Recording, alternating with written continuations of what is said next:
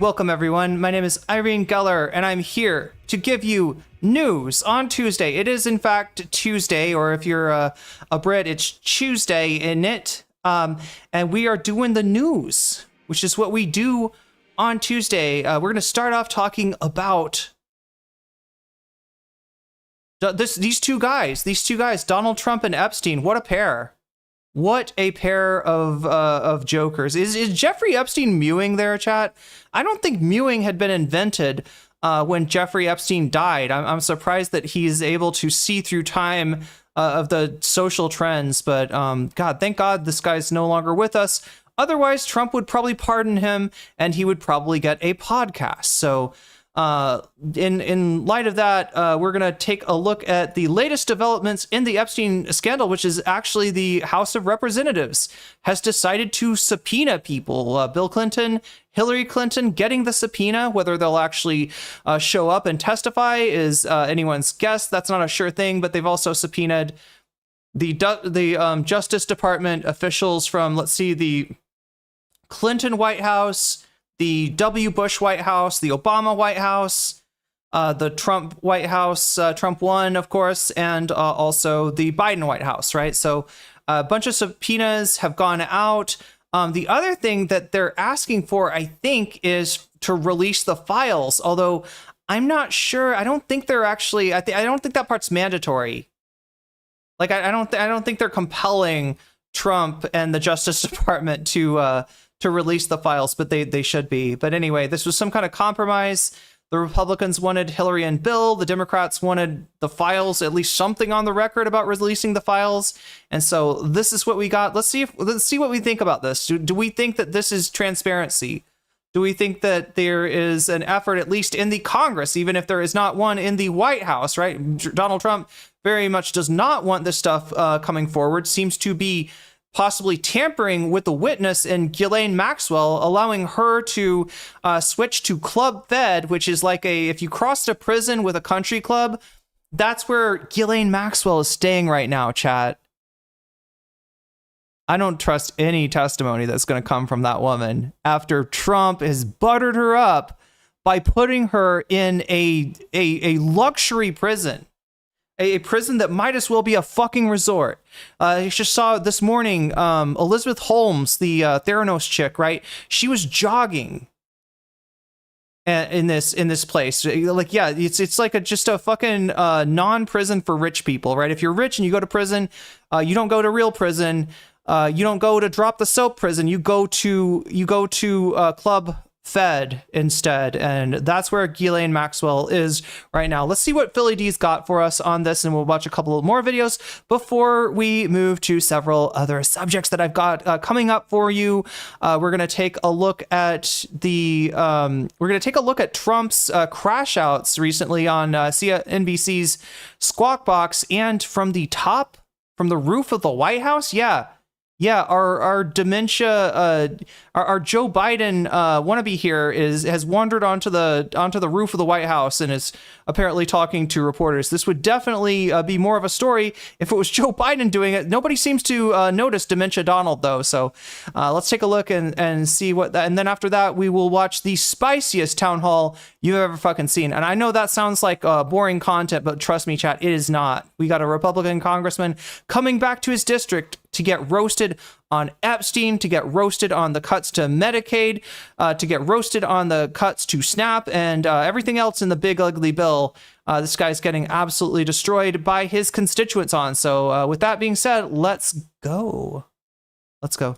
Easier as Hillary Clinton, Bill Barr, and Merrick Garland were just hit with subpoenas. Trump's efforts to help Jair Bolsonaro have backfired. This Mike Flood town hall beatdown that got caught on camera has exposed a very scary situation for Republicans. And the Texas gerrymandering battle just hit a new key level. We're talking about all that. That's the other thing that we're going to cover. The Texas gerrymandering battle. Lest I forget, chat, we got a lot in front of us, so let's try to get through it. even more on today's brand new Philip DeFranco show. You daily dive into the news, and I'm giving you a double dose today after you watch this show. Click the top link in my description or pinned comment and go listen to today's brand new episode of the In Good Faith podcast. Yeah, he's doing like a podcast now. With Philip DeFranco. I've got a Some it's kind of hit or miss. special guest for you today. It's available on Apple Podcasts, Spotify, anywhere you listen to podcasts. And make sure you also follow. I started this too early. 5 stars. But that said, we have a lot to talk about in the here and now, starting with this. The House Oversight Committee just issued subpoenas to Bill and Hillary Clinton, as well as several other former government officials in relation. Oh, good question. Superlifter is asking me, did they not have to change or waive the law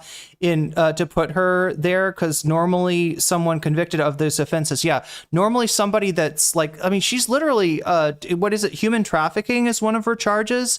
And I don't know if people realize this, but Epstein wasn't the only one to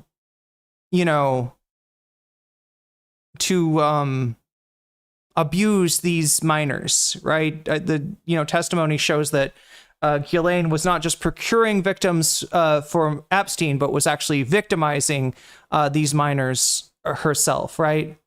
And yeah, you're right. Normally that would be there'd be a no-go for being in this minimum security prison, let alone in the absolute resort that Ghislaine Maxwell is currently in. Somehow Trump waived that. Somehow presidential power, lets you reclassify somebody's crimes as being acceptable for minimal security. So, but I mean, we're used to that, right? We're used to no, there are no rules. It's just the most corrupt. He was going to drain the swamp. Instead, he filled the swamp with more swamp muck, right? And we've got the most corrupt regime. It's hard to even call it an administration anymore, chat. It's a regime. It's the first dictator of the United States. Dictator Donald is in there and making his own fucking rules and, waiting for the justice, waiting for the courts to call him out on it when they actually do, which is not always, unfortunately. Anyway, let's see what Philly D's got for us, and then we'll move on from there. Into the Epstein probe. But this morning, Representative James Comer, who's the chairman of the committee, announced that's Comer. What's on his hard drive? That he is seeking depositions from several people between August and October, including both of the Clintons, former AGs Loretta Lynch, Eric Holder, Bill Barr, Merrick Garland, Jeff Sessions, and Alberto Gonzalez, and then former FBI director. Okay, do I have to go through these people to tell you who they are? Maybe. I'm not going to assume that everybody knows these. From several people between August and October, including both of the Clintons. Okay, so yeah, President and First Lady. Clintons, former AGs. That is Clinton's Attorney General.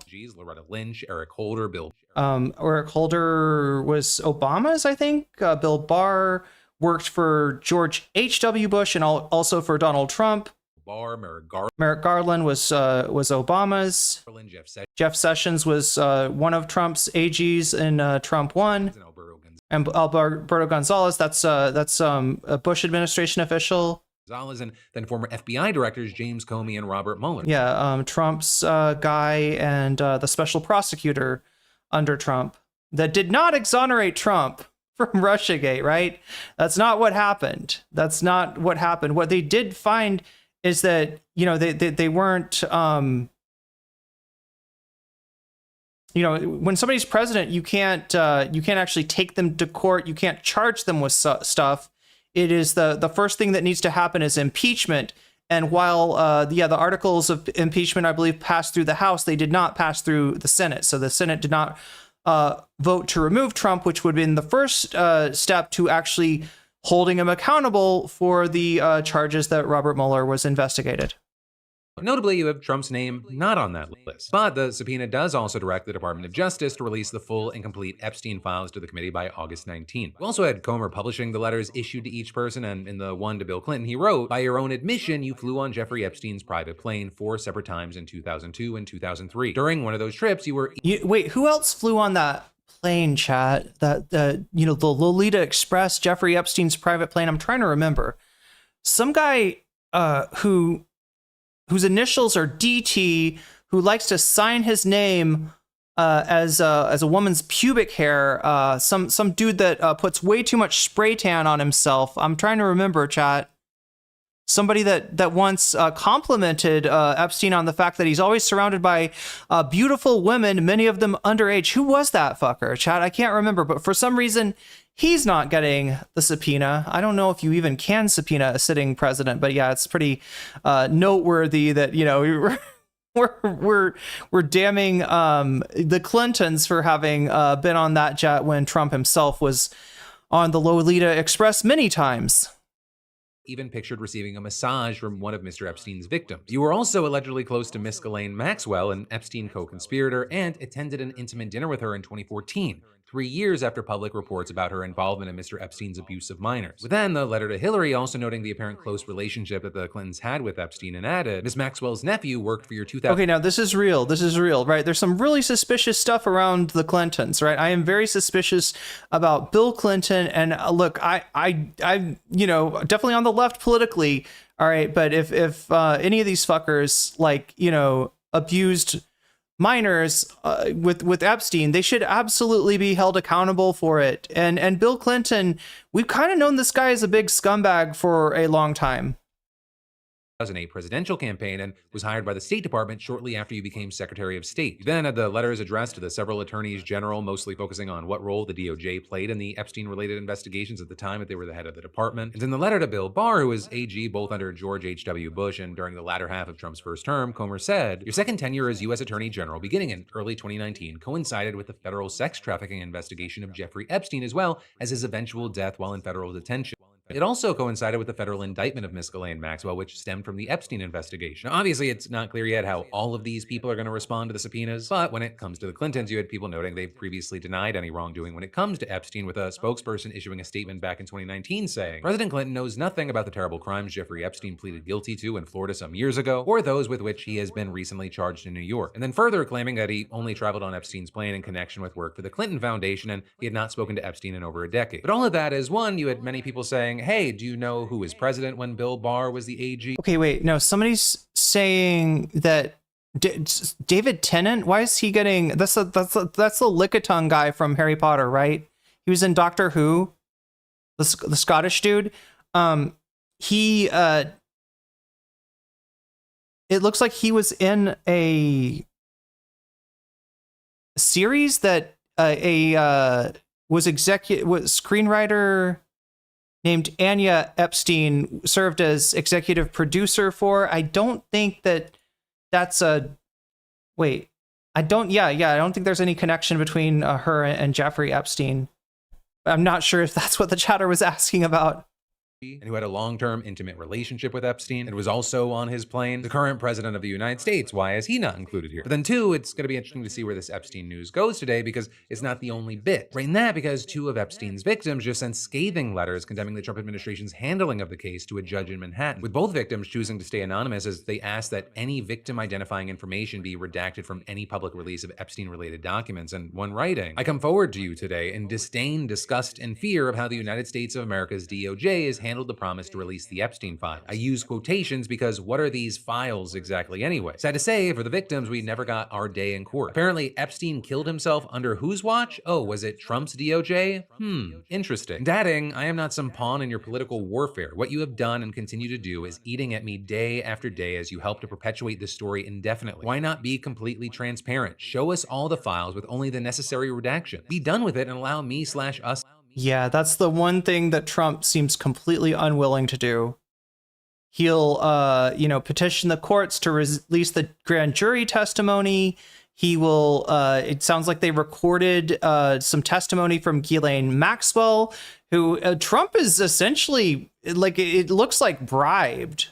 It would, from the outside observer, right, giving Maxwell the ability, despite her charges being something that would preclude minimum security. She's not just in minimum security now, chat. She is at Club Fed. She is at a resort that is, for where the super wealthy, only rich people are incarcerated, and you get to play, like, you get to do yoga and run and like, right. It's basically a resort.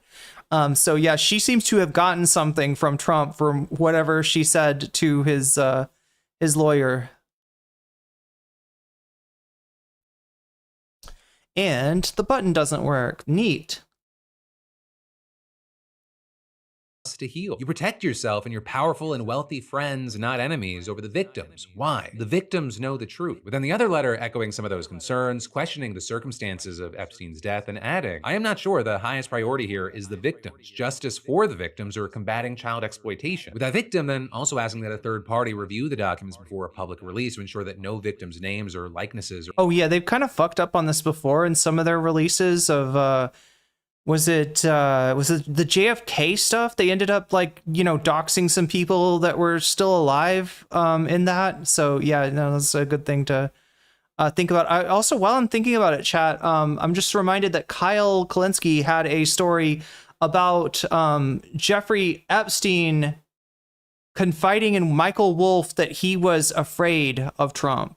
That ostensibly he was afraid. Michael Wolff asked Jeffrey Epstein, "Why you got this stuff on Trump? Why don't you come forward with it?" And his response was like, "Do you think I may be a pervert, but I'm not crazy, right? I know exactly what'll happen if I implicate Trump," and so he didn't.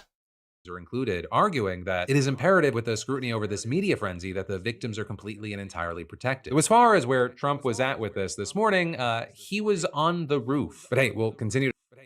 More on that later, chat. To have eyes on this, and in the meantime, I'd really love to know your thoughts and reactions to what we're seeing here. And then next up in the news, Republicans, they were okay. So anyway, that's I think that's what we're gonna stop it there because I want to. He goes on to other topics. God damn it, he doesn't even have. No timestamps in this one, but regardless, chat, we got more on the subpoenas to take a look at. Big news reverberating from D.C. is investigating the Jeffrey Epstein case, of course. And that we got new information on the latest back and forth. Okay. Related to convicted sex traffickers Jeffrey Epstein and Ghislaine Maxwell. CBS News, wait your turn. Wait your turn, CBS News. Sorry about that. Let's go with this. Subpoenas to several high-profile people. That includes Bill and Hillary Clinton. Some of the other names on the list are former FBI and Justice Department officials like James Comey, Merrick Garland, Bob Mueller, and Bill Barr. Meanwhile, the Trump administration is asking for more time to provide a federal court with information about its position on unsealing those Epstein files. Officials faced a deadline of today to lay out whether... So this is one of the things that Trump did to try to take the heat off of him. He's asking for, I believe, grand jury testimony in the Epstein case. Now, experts don't see that testimony as being revelatory, but it's more like something that Trump had to do in lieu of actually releasing the files. He's got to seem like he's doing something. So they did make this request of the court. The court has stalled on it and initially denied him this grand jury testimony, but also asked him for some information on his side. If he wants to proceed with the case, if he wants to, and he's dragging his feet. Right. So the thing that he did to take the heat off of him, he's not actually pursuing it. Right. If he was, he'd have the shit ready. He'd be like gung ho about it. He'd be like, let's get this shit released. He doesn't even seem to want that released. So there we go. Another distraction from Team Trump. Or not they wanted the grand jury transcripts to be made public. NBC News national law enforcement and intelligence correspondent Tom Winter joins us now. So, Tom, let's start with these newly issued subpoenas. How exactly does the House Oversight Committee hope that this will help with this investigation? Well, short of the people that did the clerical work or did the janitorial services of the Justice Department over the last 3 decades, they've pretty much subpoenaed everybody.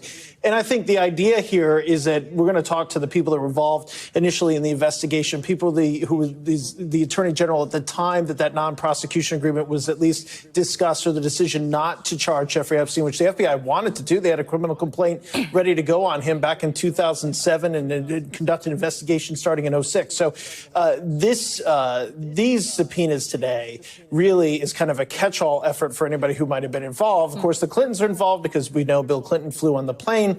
Ghislaine Maxwell was at the Clintons' daughter's, Chelsea Clinton. Bill Clinton not looking too good at her wedding. And so I'm sure they've got a lot of questions to ask about that. I'm sure any opportunity to put the Clintons before a Republican-led panel would be something, obviously, that they would be interested in as well. So there is a political component to all of this, but there's also let's just get everybody involved, get them in front of the committee and testify. Whether or not that leads to charges, Typically not. If somebody lies, they make a referral, but typically this is probably not going to lead to something that that we see additional charges out of. Okay. So almost a dragnet approach that you're describing. Right. Now, separately, the Trump administration is hoping to get an extension from this Friday's deadline to lay out its position, Tom, when it comes to the... Are they hoping for that, or are they hoping to not get an extension and just be done with it and be like, oh, well, we tried. Like, they twisted our arm. What can we do? I'm sorry. We didn't get it. Release of the Epstein documents. Are we talking about... The weasels are too fast for your 128 BPM? What are they? Are these weasels listening to scrons or something? What are they listening to? Some drum and bass? potentially thousands of documents, and where does that stand? Probably not. I mean, this is going to be an instance where they've already telegraphed in their court filings. Look, the public... Oh, because you're writing Tech House. I get it. Generally knows the information 128 BPM. that's in here. I mean, first off, we knew this was going to be the case. We report on this. We talked about this over the last couple of weeks. If you have an indictment, you know what the grand jury heard because the grand jury had to listen to that to vote on the indictment in the first place. So that's generally instructive of the types of things we would have. But today, in the letter from the U.S. Attorney Jay Clayton here in Manhattan, he said, look, most of the information that's contained in these grand jury transcripts was already made public during the course of the Maxwell trial. Not necessarily the case with the indictment and the grand jury. That must have been a really good joke that he just told Jeffrey Epstein for the dude to double over in laughter, right? What do you think Donald Trump was saying to Jeffrey Epstein that made him laugh so hard? What kind of sick jokes do these two fucks make to each other?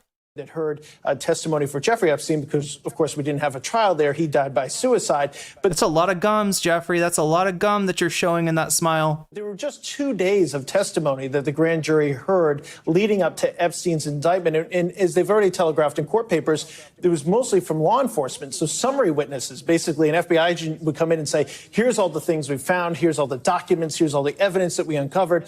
And so that's something that would have been presented to the grand jury. But again, a lot of that, the general scope and gist of it has been made public through the Epstein indictment or the follow-on Ghislaine Maxwell trial. So I don't expect, and they pretty much have told us, there's not going to be anything here that's going to be particularly new revelations or something we didn't know about before. You wouldn't elicit. Joshua Keller's got the joke. It's violates terms of services on YouTube. Yeah, it would definitely be violating those terms. Testimony for people you weren't going to charge in the first place either. So the idea that there could be unindicted co-conspirators out there or new names. It's probably some joke about grass on the field or some other similar. It's something that just doesn't make sense from a legal standpoint. It's like defying gravity. So just really quick before you go, the Clintons, they will have to go before this committee or will face fines? They've been requested to go before it. Of course, there's usually a legal negotiation that goes back and forth. They're going to want to narrow the scope, get a sense of that. And that's something that committees in the past have typically,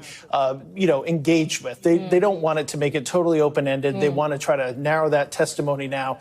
That's what we've seen in the past. And like you said, we'll see how much new information actually comes out of that. Thank you, Tom. Appreciate it. We thank you for watching. Okay, well, that is it's a rather short clip there. What do we have? DOJ may release Ghislaine Maxwell interview transcript. Probably want to.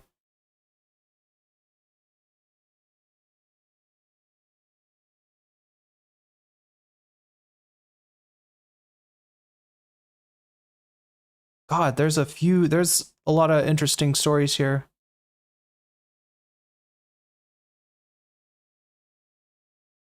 Oh my God, no, wrong one.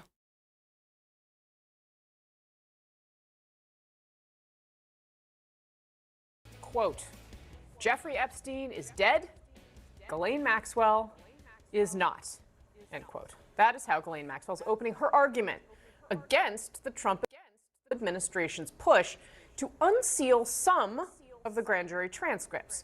In a new filing today, her attorneys write this, quote, whatever interest the public may have in Epstein, that interest cannot This is Ghislaine Maxwell's attorneys. Justify a broad intrusion into grand jury secrecy in a case where the defendant is alive, her legal options are viable, and her due process rights remain, end quote. Maxwell is appealing her sex trafficking conviction and has asked the Supreme Court to take her case. She argues that releasing this grand jury information, which she hasn't even seen, could prejudice a potential retrial. As that happens, the Justice Department is weighing releasing a transcript of the interview that they conducted with the former Epstein accomplice last month. Senior administration sources telling CNN that some within the White House worry that releasing a transcript would cause this story to once again dominate headlines. That seems fair. That seems like a fair worry. This morning, the House Oversight Committee issued a subpoena to the DOJ for all of its files related to Epstein. And it's So you can see the top priority of the Trump administration is getting this story out of the news. That's why they made moves like they were going to prosecute Obama.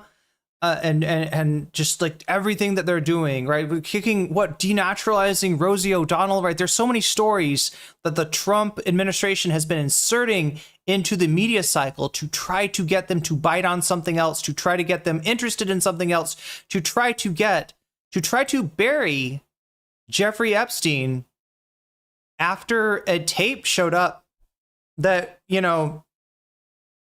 has only raised suspicion. That the tape that they showed, the missing minutes, there's a lot of interesting stuff going on that tape, including an orange blob. You can barely see somebody kind of go up the stairs prior to Epstein's death, right? So, people are speculating, was that orange blob the person that either, murdered Epstein to ensure his silence, or that maybe even gave the implements of for Epstein to unalive himself, if that's what actually happened. So it's making it more suspicious, not less suspicious. And yet Trump would give anything to get the public to focus on something else. Sent nearly a dozen other subpoenas to individuals for closed-door depositions beginning this month. On that list, both Democrats and Republicans, including... Can they subpoena the president? That's what I was wondering about. Bill and Hillary Clinton. Like, there may be something that the president could probably claim that a subpoena could interfere with his duty as president. Obviously, anything that he does in an official act, as the Supreme Court has decided, is outside the purview of something that he can be brought up for charges on. Clinton, James Comey, Robert Mueller, Bill Barr, Jeff Sessions, and others. Our panel is going to be here to... Oh no, not the panel! Not the panel, chat! This is what I hate about CNN. Like, I don't know. This is what they've gone to. I don't know if this is like... They do these panels now, right? They introduce the story, they do the news part of the story, and they're like, we got a panel on tap here to discuss these matters. And it's like the most racist conservative guy that you can find, and bunch of random liberals. Just, they're trying to make their content more viral, I guess, by having more arguments. We're going to get started with CNN Chief Legal Affairs Correspondent Paula Reed and CNN Senior White House Correspondent Kristen Holmes. Kristen, let me start with you. You and Paula have been reporting on the Trump administration's internal debate about whether they're going to release this transcript of Maxwell's interview. Again, this was with the Deputy Attorney General, Todd Blanche. Can you take us inside the White House's thinking here? Joshua Keller, my favorite stupid attempt to change the subject was when he tried to force the Washington commanders to change their name back to the racial slur that they used to be named. What's up, Marcavius? Yeah, Casey, I mean, this is coming at a time where the White House has been under intense scrutiny, not just by Democrats, not just by Republicans, but even some of Trump's most staunch allies have been pushing back, saying that there's been a lack of transparency when it comes to the issue of Epstein, when it comes to the document release in the Epstein case. So this would give these White House officials, this would give the White House some kind of credence, and this is what I'm being told by people in the inside, to say that we are being transparent, that we're going to release this transcript, we're going to release potentially snippets of audio from this lengthy interview. We are told there was roughly more than 10 hours of audio between several days of this sit-down interview. And when I'm talking to these various sources, they say... Oh, hey, good point, Darful. Yeah, especially I would love to blame Pierce Morgan for the re-emergence of the panels shows.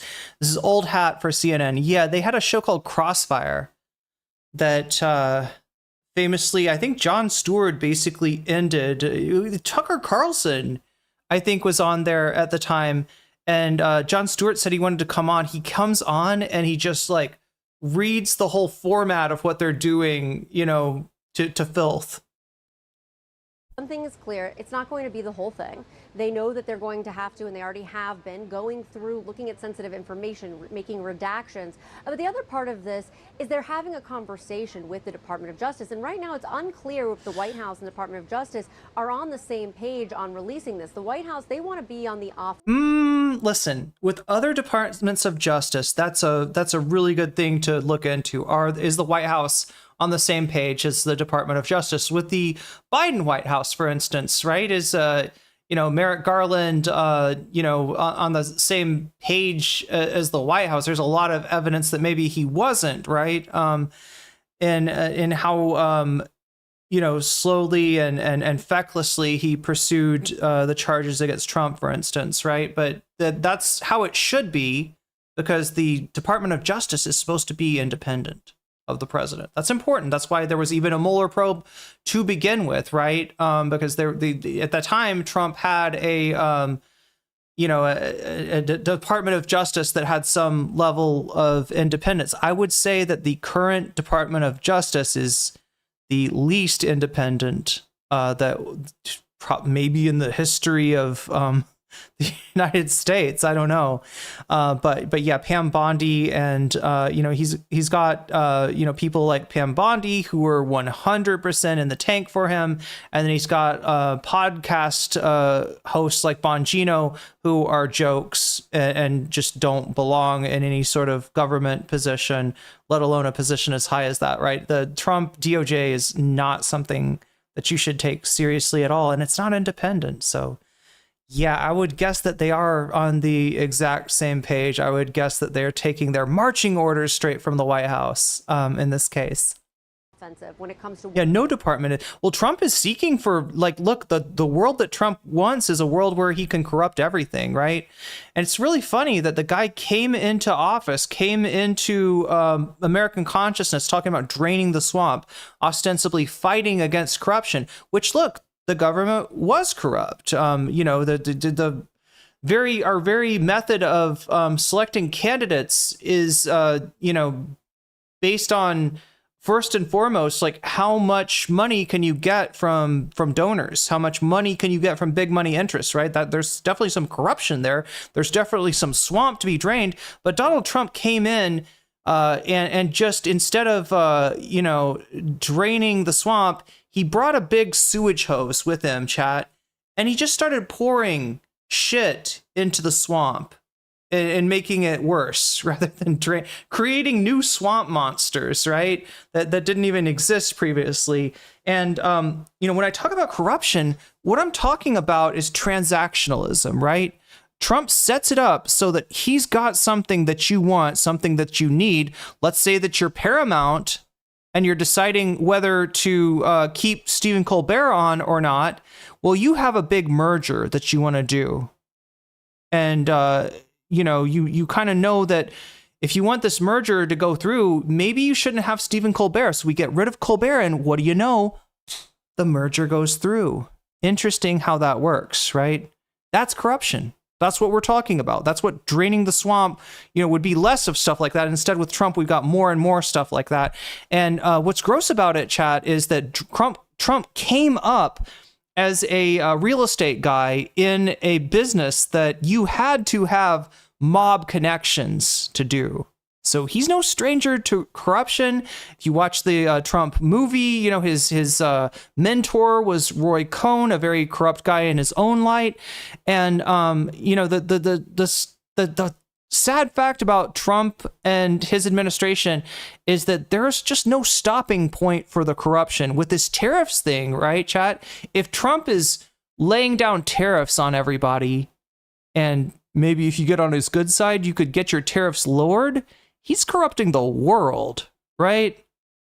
Like he's pushing us towards a reality where everything is corrupt, where there's no independence, where everything is transactional, and the American president can call the shots essentially, because he's got what everybody wants: lower tariffs, better deals, right? And only by playing his game, only by playing ball with him, can you actually get that, right? So that's where we are in 2025.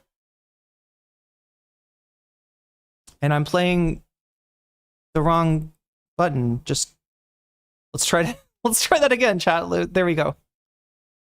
Whatever information they have regarding Jeffrey Epstein, because they've spent better part of the last several months, or at least since that DOJ memo came out, on the defensive. And that's not a place that's good for President Trump or for the White House. They do better when they are fighting, not when they are receiving the fight. So this would give them the opportunity to get ahead of a narrative. Whether or not they're going to actually do this, though, they have been warned by some experts that there are risks here. It remains to be seen how they're going to handle it. All right, Paula, so in the request to the judge that's overseeing the possible release of grand jury transcripts, this is what Maxwell's attorney wrote, right? Quote, Jeffrey Epstein is dead. Ghislaine Maxwell is not. We've read it a couple of times now. Tell us more about what they're arguing here. Well, that is all true. And here, the Justice Department has argued that this grand jury material, which is by default confidential, should be unsealed because of the enormous public interest in this case. Now, Maxwell's lawyer has previously said that they would oppose this move, but a short time ago in his filing with the court, he's revealing more about why they believe that is the case. He's saying, quote, public curiosity is insufficient when Maxwell's legal and reputational interests are at stake. These factors weigh heavily in favor of preserving the secrecy of the grand jury materials. The reputational harm from releasing incomplete, potentially misleading grand jury testimony untested by cross-examination would be severe and irrevocable. So there he is specifically referring to the grand jury process. It's different than a trial. In a grand jury, a prosecutor goes before grand jurors, presents a case. The threshold for indictment is much lower than it is in a courtroom, and there's no defense. Oh, this is a fun one. Hello there. Could you believe that someone would send a sub? You would bother to take the time out of your day to sub just to let me know how uneducated I am. We'll see, like, what should come after that is some education, right? Set me straight. What am I wrong about? Fun fact, I know, but anyway, I gotta go and unsub. There you go. What's the education? What do you got for me? Nothing. Nothing. You're just saying, I'm smart, you're dumb. It's very Trumpian of you, right? There's no substance to it. There's just kind of coping.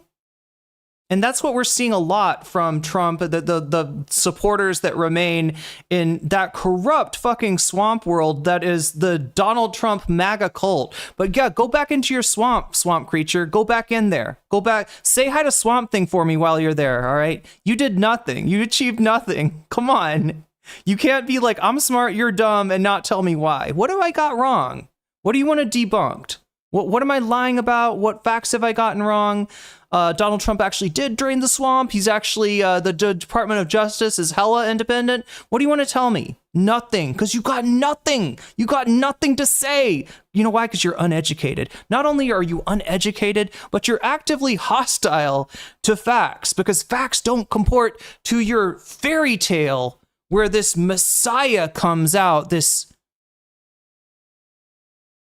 reality show host, the fake billionaire from the 80s, the guy that lost his ass on real estate, lost his ass on casinos. How do you lose money on casinos? I don't know. Ask Donald Trump. He did it, right? Was only marginally successful when he became a reality show host. And what else is he good at? Yeah, corrupting the government. Really, really fucking good at that. And really fucking good at getting you not to question anything about him, right? There's no independence from the Department of Justice, and there's no independence, unfortunately, very little independence that MAGA is showing right now. You'd hope that they, with all that they bitched about saving the children, Pizzagate, the corrupt elites that are predating our children, you would hope that they would care about that shit enough to actually follow that lead into looking at Donald Trump. I guess you got no interest in that. You don't want to know. You can't handle the truth. But thanks for playing. Now, of course, Maxwell was tried in a court of law. She was convicted of sex trafficking. But this is part of why the bar is so high to release this kind of information. Now, Casey, I also want to note the judge has given victims of Maxwell and Epstein the chance to weigh in here. Notably, we've heard from two of them. They didn't oppose the release of this material. They pushed for more transparency as long as victims are protected, and they have until the end of the day today to weigh in with their thoughts. All right. So for the record, chat, the Maxwell's attorney, They don't, Ghislaine Maxwell's attorney, they don't want the grand jury testimony, which is what the Trump administration has asked for, released out of concern that that might prejudice any jury in the appeal that she's trying to file with the Supreme Court. She's trying to claim that the immunity that was given by Jim Acosta, let me hit you with some more truth here, Trump fans, all right? Jim Acosta gave Epstein his original sweetheart deal, the deal where he was able to stay out of prison or be kind of come in to prison and then leave, even though he's convicted of all this horrible shit. That was Jim Acosta. That was Trump. That was a Trump administration official, right? I feel like Pam Bondi was AG of Florida at the time that happened as well, right? Paula Reed, Kristen Holmes, thank you both very much for getting us started. Our panel is now here in the arena. Oh God, the fucking panel. Do we stick with the panel, chat? What do you think?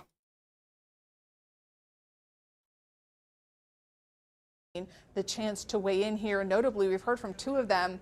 They didn't oppose the information. Now, Casey, I also want to note the judge has given victims of Maxwell and Epstein the chance to weigh in here. Notably, we've heard from two of them. They didn't oppose the release of this material. They pushed for more transparency. Okay, so that's the grand jury testimony. Now, chat, I don't expect that we're going to get a lot if we do actually get the grand jury testimony. Again, this is another distraction from Trump. It's another way that Trump kicks something down the road. And you've probably seen this a lot, right? You remember he had the infrastructure week and then it didn't happen. And then the next week was infrastructure week. He's famous for claiming that he's going to do something, not doing it, kicking down the stream. You also see this with the tariffs as well, right? The tariffs were supposed to go into effect on Liberation Day. Then he pushes them off for 90 days. Then he pushes them off more. Now he's delayed it until August 2nd. This is a way for Trump to ask for the grand jury testimony to be unsealed. If he's asking for it, there's probably not anything in there that's going to impugn him.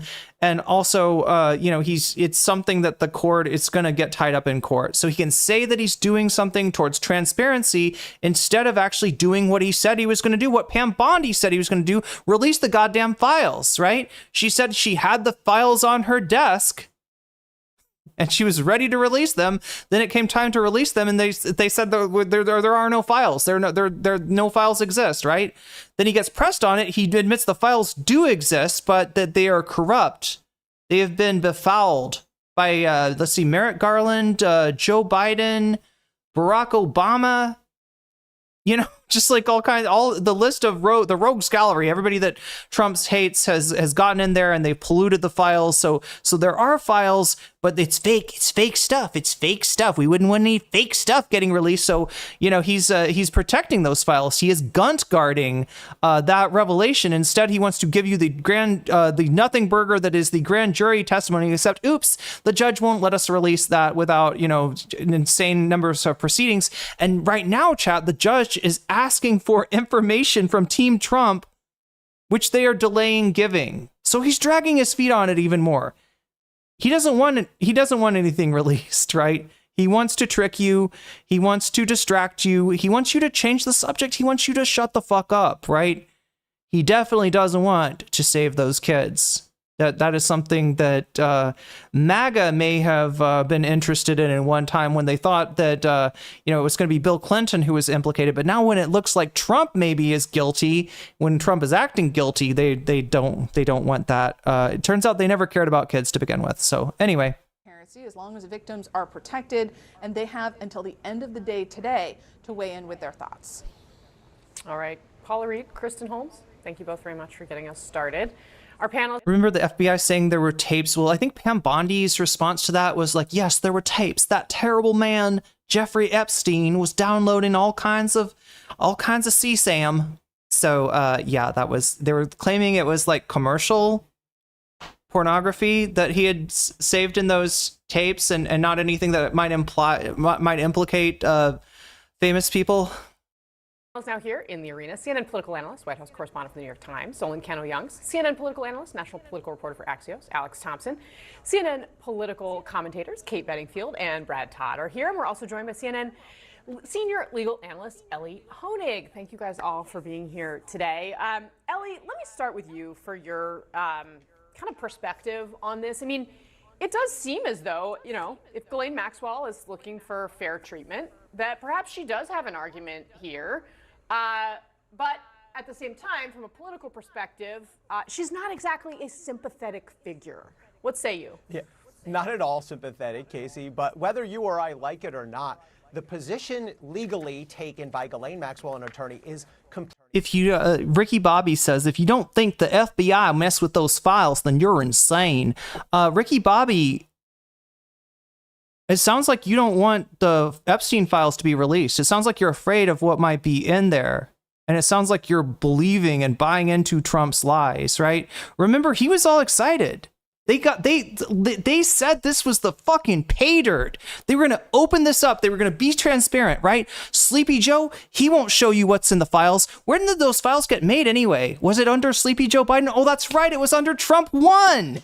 It was Donald Trump. When Epstein got killed, who was president? It was Donald fucking Trump. So I would like to, considering that Ricky Bobby is so worried about those files being open, I would like to see what's inside. I guess you wouldn't like to see. No, it's all corrupt stuff. It's all fake news. It's all corrupt stuff. It's implicating innocent people. The most innocent of all. I did everything right and they indicted me. Yeah, too bad we can't indict him again, chat. Too bad he's corrupted the Supreme Court. So they literally won't go after a president for anything they do in their official duties. completely reasonable and appropriate. Remember, the job of Ghislaine Maxwell and her attorney is only one thing: to protect the legal interests of Ghislaine Maxwell. They are not concerned about the politics of this. They're not concerned about transparency. They're not concerned. They're not concerned about the politics of it out of the gate. All right. But there does seem to be a collaboration, let's just say, between the Trump people and between the Ghislaine Maxwell people. Hence, Ghislaine Maxwell getting transferred from an actual prison to a minimum security prison that is basically a resort. Like, Ghislaine is going to be doing yoga. Ghislaine is going to be playing golf. She's going to have a much nicer life, thanks to Donald Trump getting her out of real prison and putting her in Club Fed. So, yeah, I would say that, you know, yeah, out the gate, they might not have any common interests, but there does seem to be maybe some tit for tat going on there. We'll see. We'll see. About what the public wants to know. The only job here is to protect Ghislaine Maxwell's interest. And to that end, Ghislaine Maxwell does still have a live pending appeal. As you said earlier, she's trying to get the Supreme Court to take her case. It's a long shot, but it's possible. And so the lawyer has to think about, well, if we win... The only reason it's possible is because we're dealing with the corrupt Supreme Court, right? It shouldn't be possible. But yeah, I mean, who knows with that crew? She might get a new trial. And in that case, naturally, he would not want this grand jury material out there for the public. Now, interestingly, the lawyer for Ghislaine Maxwell was not allowed to review all of this testimony. So all that he knows is it's bad for his client because it was used to indict her in the first place. And so he's doing the right thing here as a defense lawyer in objecting to this public production. So, Ellie, just a quick follow on that. I mean, some of this is clearly playing out in the public eye, right? A lot of this is about Ghislaine Maxwell, the Trump administration, trying to curry favor with the president, or at least figure out some way to get her to be treated better because the administration needs or wants something from her. Are those two interests in conflict, like what you just laid out, and then the public piece of this? Do you think there could be some conflict of interest? Gee, guys, I don't know. Let's ask the CNN panel. Yeah, that's interesting, because if Maxwell's team calculates, well, we want to please the president, we want to please the administration. Why? Because they want a pardon. I mean, they've said that in writing in their legal briefs. This position might not please the administration. In fact, they're in opposition to DOJ here, because DOJ is arguing. See, you're just missing the fact that you're not considering that they might have made this request as a distraction. It's a great distraction, by the way, right? You make a request to release grand jury testimony. Now, this isn't done for the reasons that Ghislaine's attorney is mentioning, right? It's seen this is generally information that the courts keep private. This is not standard operating procedure. Trump is asking for an exception here, an exception that he's not likely to receive, and an exception that if he does receive, it's going to take a long time in court. He is kicking the can down the road and hoping that we will all forget about it, hoping that we all have the memory of a goldfish. In chat, he might be right.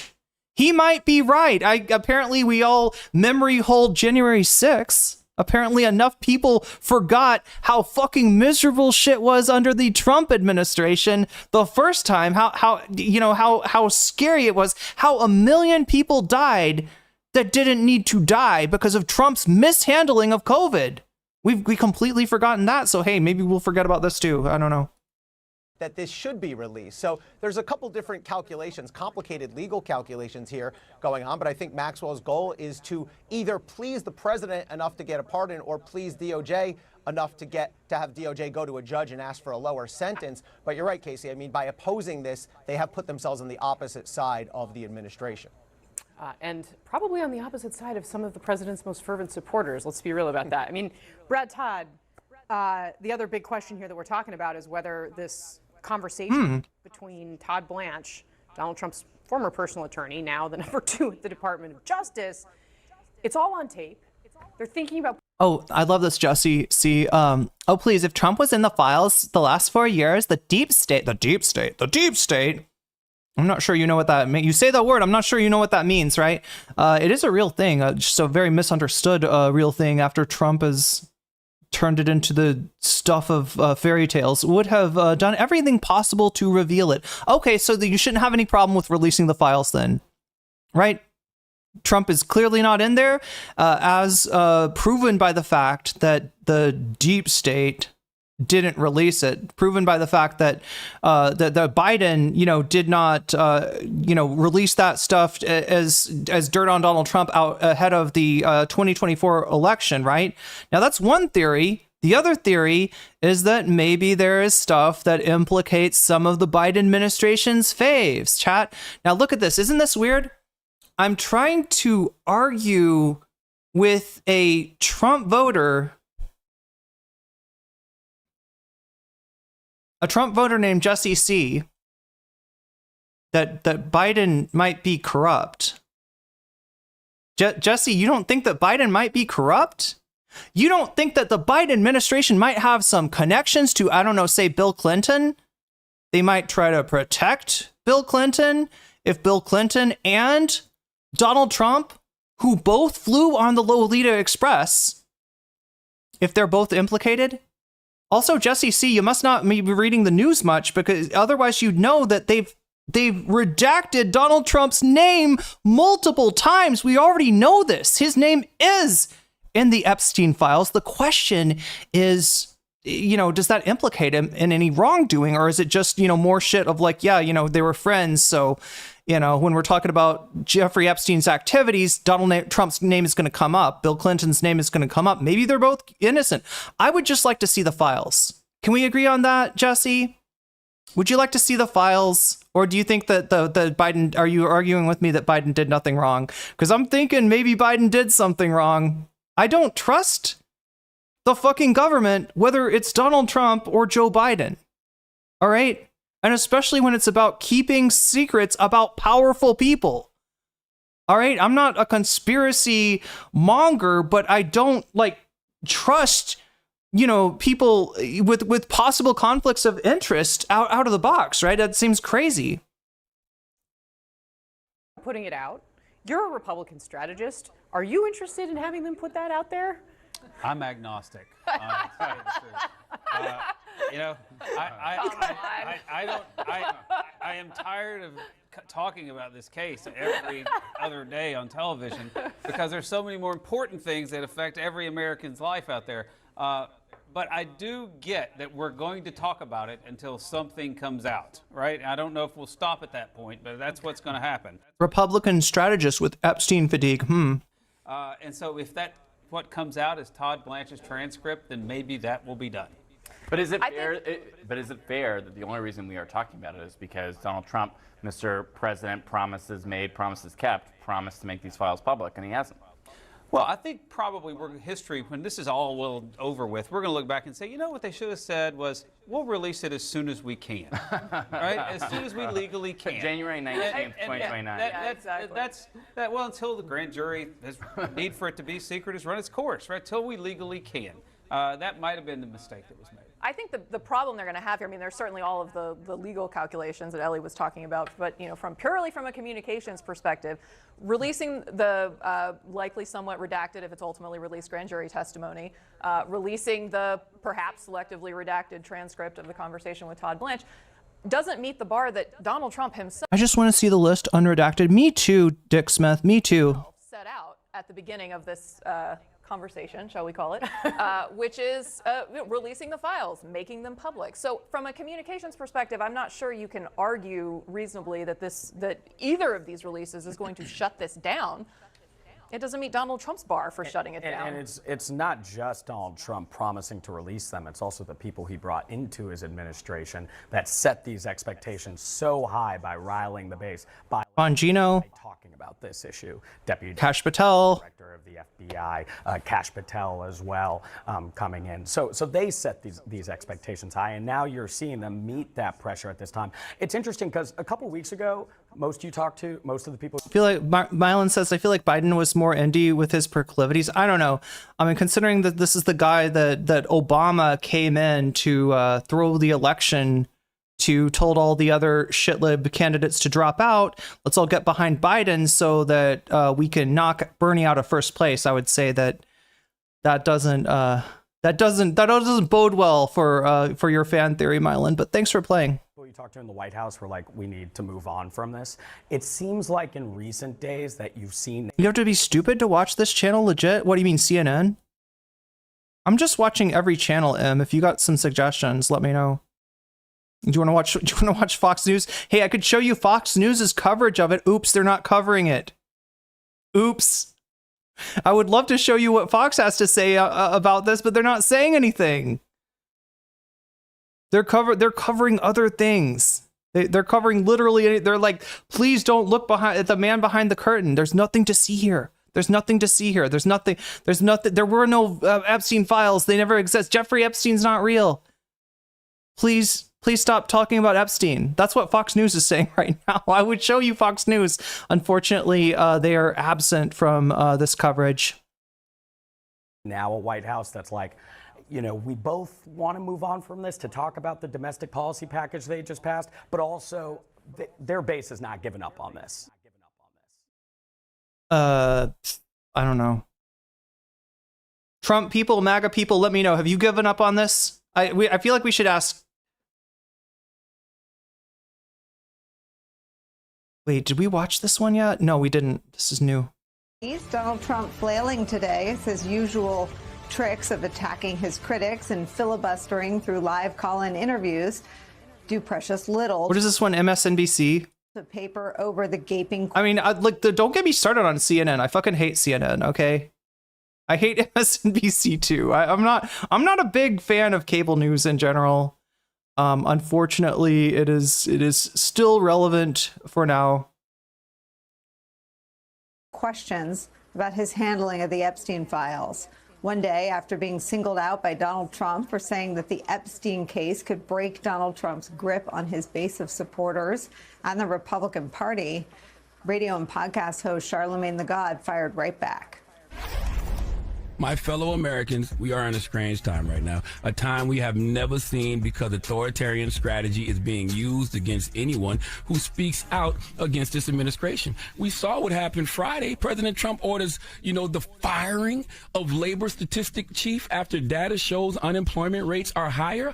I don't know if you know President Trump, but by firing this woman, you added to the unemployment rate. Yeah, Donald Trump, meet Barbara Streisand. Meet the Streisand effect. By firing this woman, you added to the unemployment. That's funny. I mean, he has added to the unemployment a lot with his tariff policies, with his firing of federal workers. Which I don't know if you know this, chat, but when you lose federal jobs, there's less jobs in the country, right? But that alone. What's worse, Democrats or Republicans? Look, at this point, since we're dealing with Donald Trump's attempted fascist takeover, I would say Republicans are worse. But look, Democrats are the reason we got here in the first place. I don't think that you get to a Donald Trump without an Obama administration failing to hold its predecessor, the Bush administration, accountable for its bullshit during the war on terror, right? I don't think that you get to a place where people have so little faith in politicians, they're willing to hand the reins over to a corrupt mobster reality host like Donald Trump without the Democrats contributing a lot to Americans losing faith in their government, right? So I do see like that there is definitely a interplay between these two dynamics. But yeah, right now you're asking me, would I rather get chased by a lion or an elephant? Well, right now, considering that the elephant is trying to stomp me, I'm gonna go with the lion. All right, but I'm not. I'm gonna say the lion, right? But I'm not saying I'm not afraid of the lion either. You know, the lion definitely wants to eat me. Look, these are two wings of capitalism. All right. These are neither of these Republicans or Democrats. They don't stand for workers. They don't stand for people like me or you, right? They stand for the moneyed elite. They stand for people that own the means of production. And that's not you, and that's not me. That's probably not you. If it is you, please let me know by hitting me up with a $500 super chat just to let me know that you are indeed part of the elite, and I will doff my non-existent hat for you. You can trace it all back. You can trace a lot of the bad stuff back to Reagan. Yeah, that's true. Or actually, you know what? I feel like I don't want to let Jimmy Carter off the hook. The first neoliberal that we had, right? I don't want to get into this because when I say neoliberal, people are thinking it's some kind of liberalism. It's actually kind of the opposite of that. But it is a philosophy that the Democrats and Republicans both fuck with, right? And the beginning of that was actually under the Carter administration, not under the Reagan administration. Now, Reagan did way more damage, way more damage to us all than Jimmy Carter ever did. But look, I'm trying to give you a nuanced understanding and perspective of a country that's got like a two-party duopoly, neither of which party actually stands for the working class, which that's my class, all right? And I kind of got some loyalty, some might call it solidarity for that class. I kind of think that our interests are diametrically opposed to those who control the means of production. And I would like to see a little democracy, not just in the government, which we do need because the government's fucking bought, but in the workplace as well, right? I would like to take those democratic principles and apply them to my work life as well. I think it's only right that we do so. Anyway, chat, more on that later. Let's see what CTG has to say. Along with his reaction to what I said on Lara Trump shows how authoritarians will attempt to bully people into pushing false narratives. Whenever you see Trump trying to deflect from what's important, keep him focused. Ask two simple questions. What about the economy? What about the Epstein files? So what about it? Especially the second one. What about the Epstein files? Dick Smith says we aren't a democracy. What are we, Dick Smith? What are we?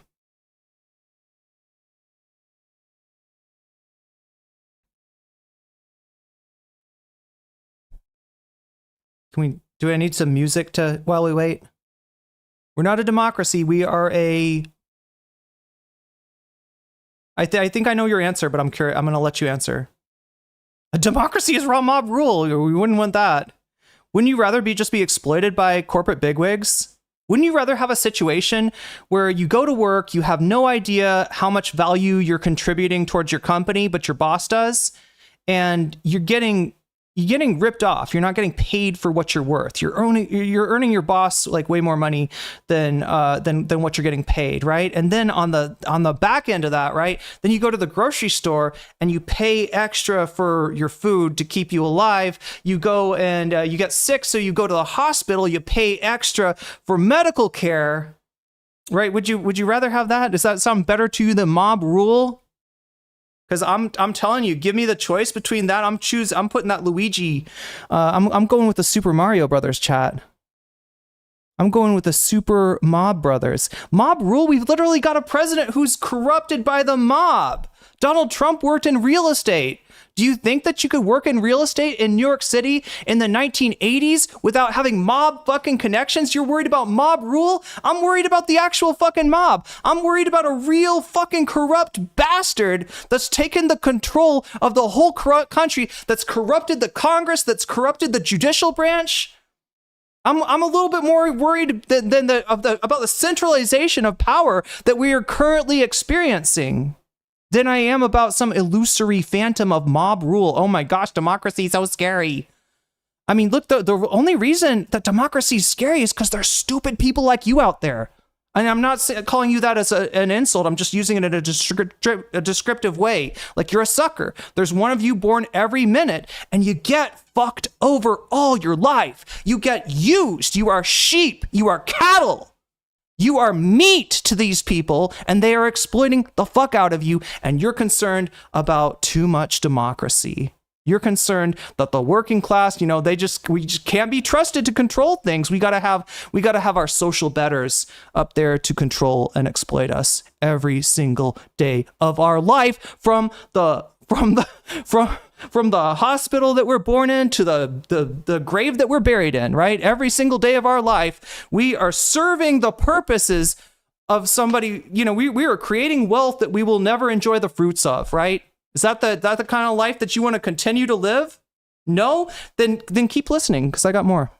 It's actually a question that a lot of people across the country are asking right now. And we're a constitutional republic. Felix Mueller, you're so close. We're a democratic republic. And the fact that you are Felix Mueller, maybe you're speaking to Deutschland and not the United States there, but I don't know. Maybe you're a naturalized American. Not for long, though. Not for long.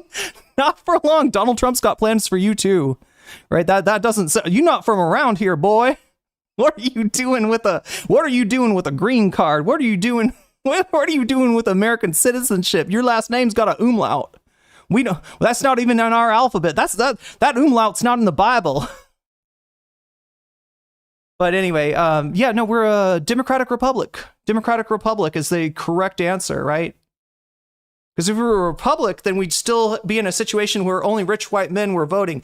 You do get to vote, chat. You do get to vote, all right? But the problem is, you don't really get to choose who you're voting for. That choice gets made for you before you're even paying attention to the election, unfortunately, right? The people that decide who you get to vote for are the people with money, and they're going to pick somebody on the right that they're okay with, that they've bought and paid for, and then they're going to pick somebody on the left that they're okay with, they're bought and paid for, and you're never going to get a candidate that actually represents you, because that's too dangerous. That's too dangerous. That's mob rule. That's scary stuff. We can't have the workers deciding their own destiny, because that's way too fucking dangerous. Funny, that seems similar to what a king in feudalism would have said about the peasants. We can't trust the peasants to be able to govern themselves. Some things change, chat, some things don't. Meet the new boss, same as the old boss. Way too similar for my tastes anyway. Ease and anger over the Trump administration's handling of both issues, but especially the Epstein files, is being felt deeply across the country. It even came up at a rowdy and at times hostile town hall meeting being held by a Republican congressman in deep red Nebraska. Oh God, are we getting it? We're all the way to this. Yeah, chat. This is coming up. This is coming up. I'm going to show this to you later. I didn't realize she was. Are you covering up the Epstein files?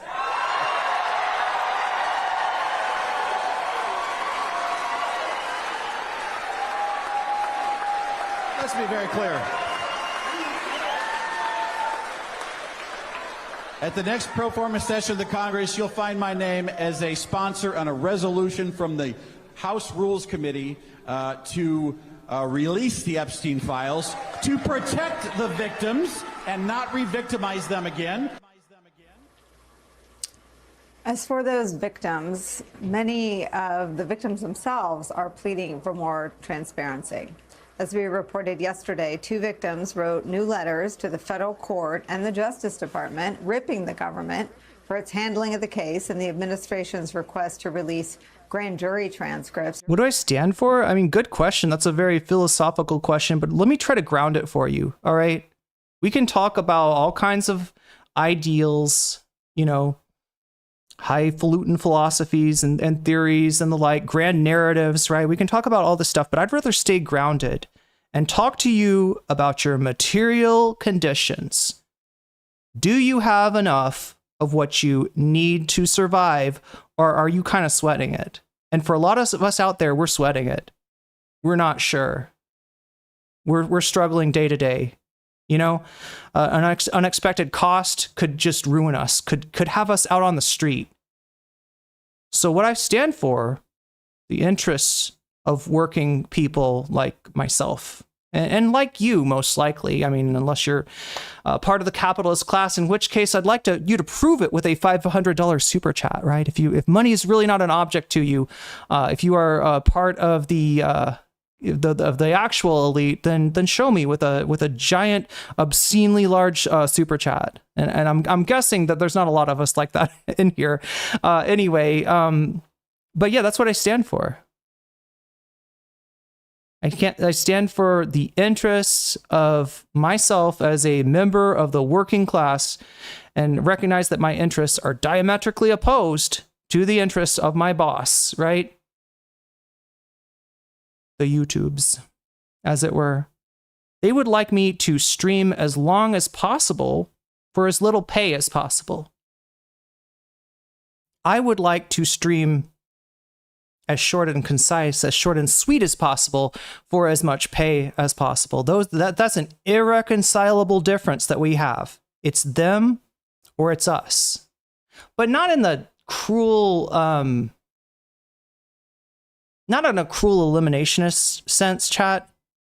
Because look, all these rich people need to join the working class is some motivation. They've never had to work for a thing in their whole life. They've had everything handed to them since they were babies, right? And I don't think that they're exactly living in the real world. So I'd love to welcome them into the real world, hand them a toothbrush, point them in the direction of a toilet that needs cleaning, and give them a sense of what it means to actually not be detached from the material reality that is creating your life, right?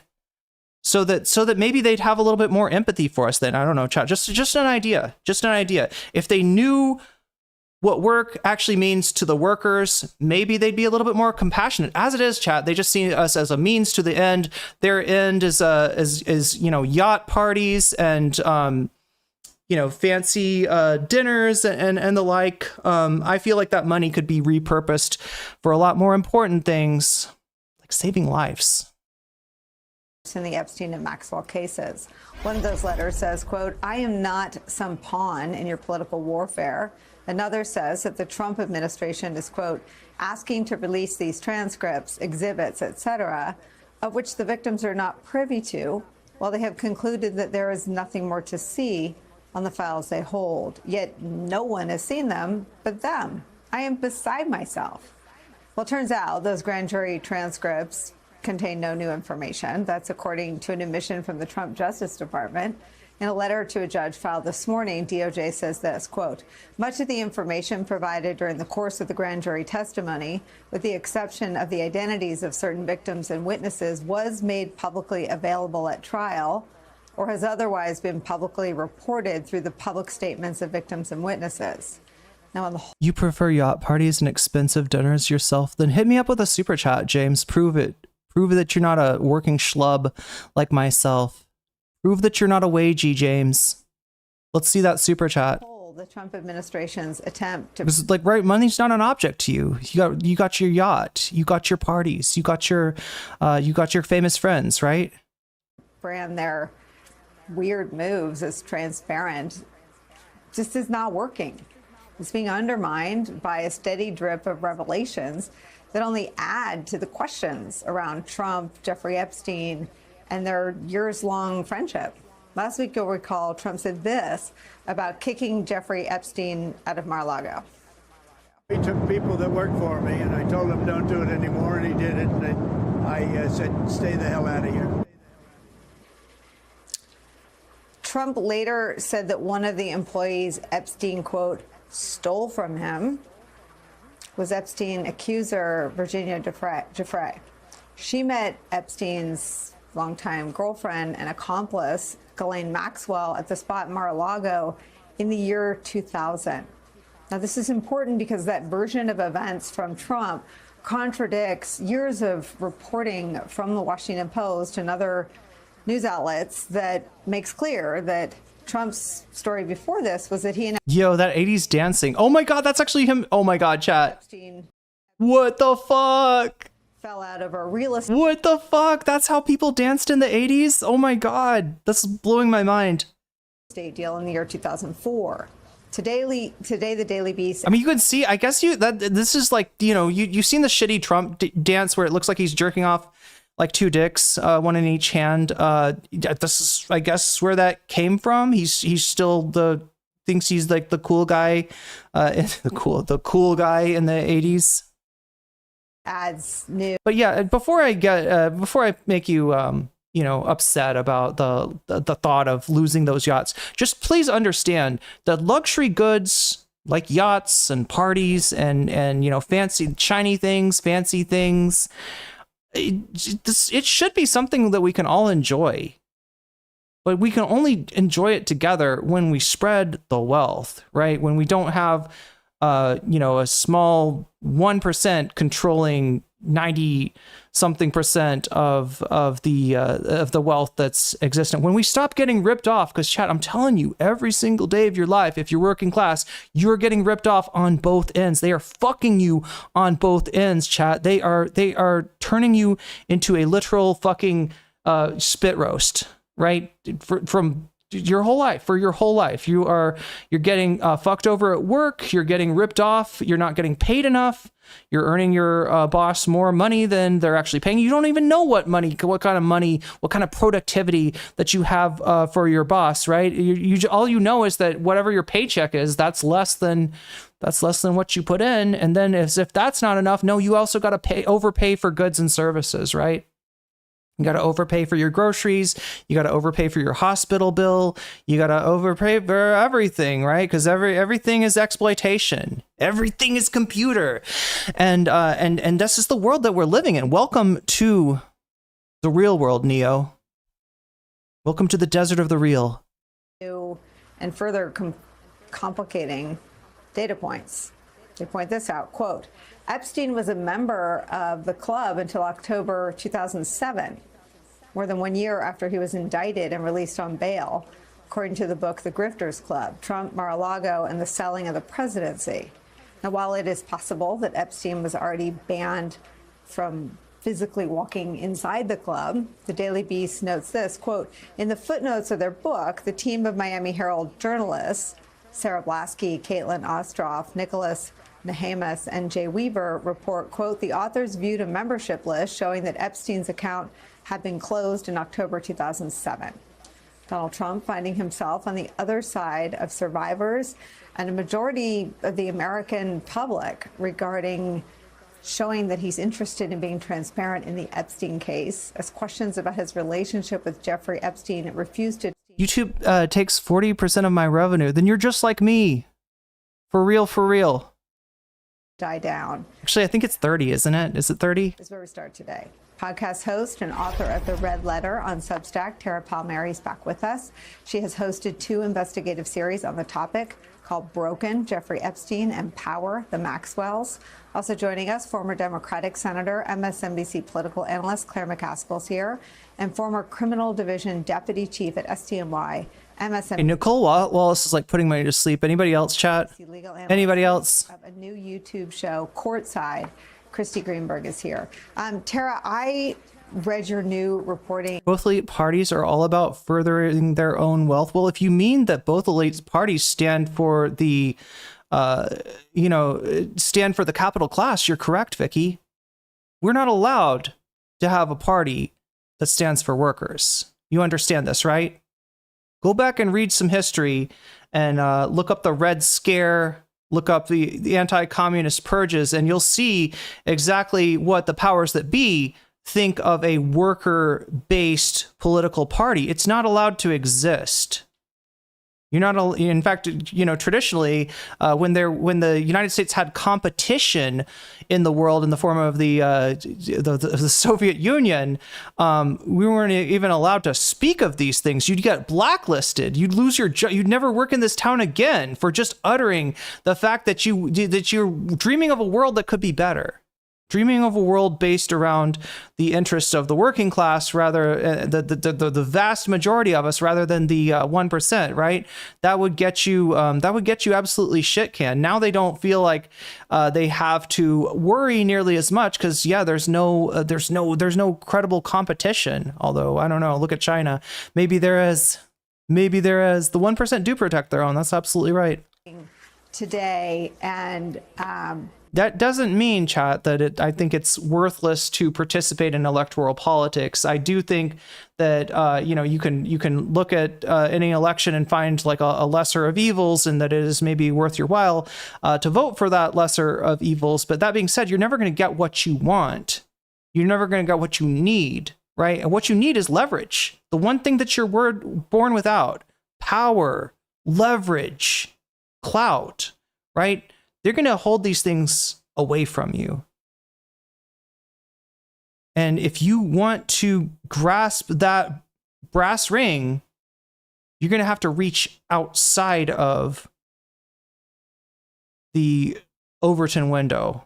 You're going to have to reach past what they tell you is acceptable political ideology. And you're going to have to educate yourself, because they've done everything they can to rip away that education, to rip away even that consciousness, even understanding what I'm telling you here, that you are working class, that you are exploited every single day on both ends, from your birth to your death. This is not something they want you to understand.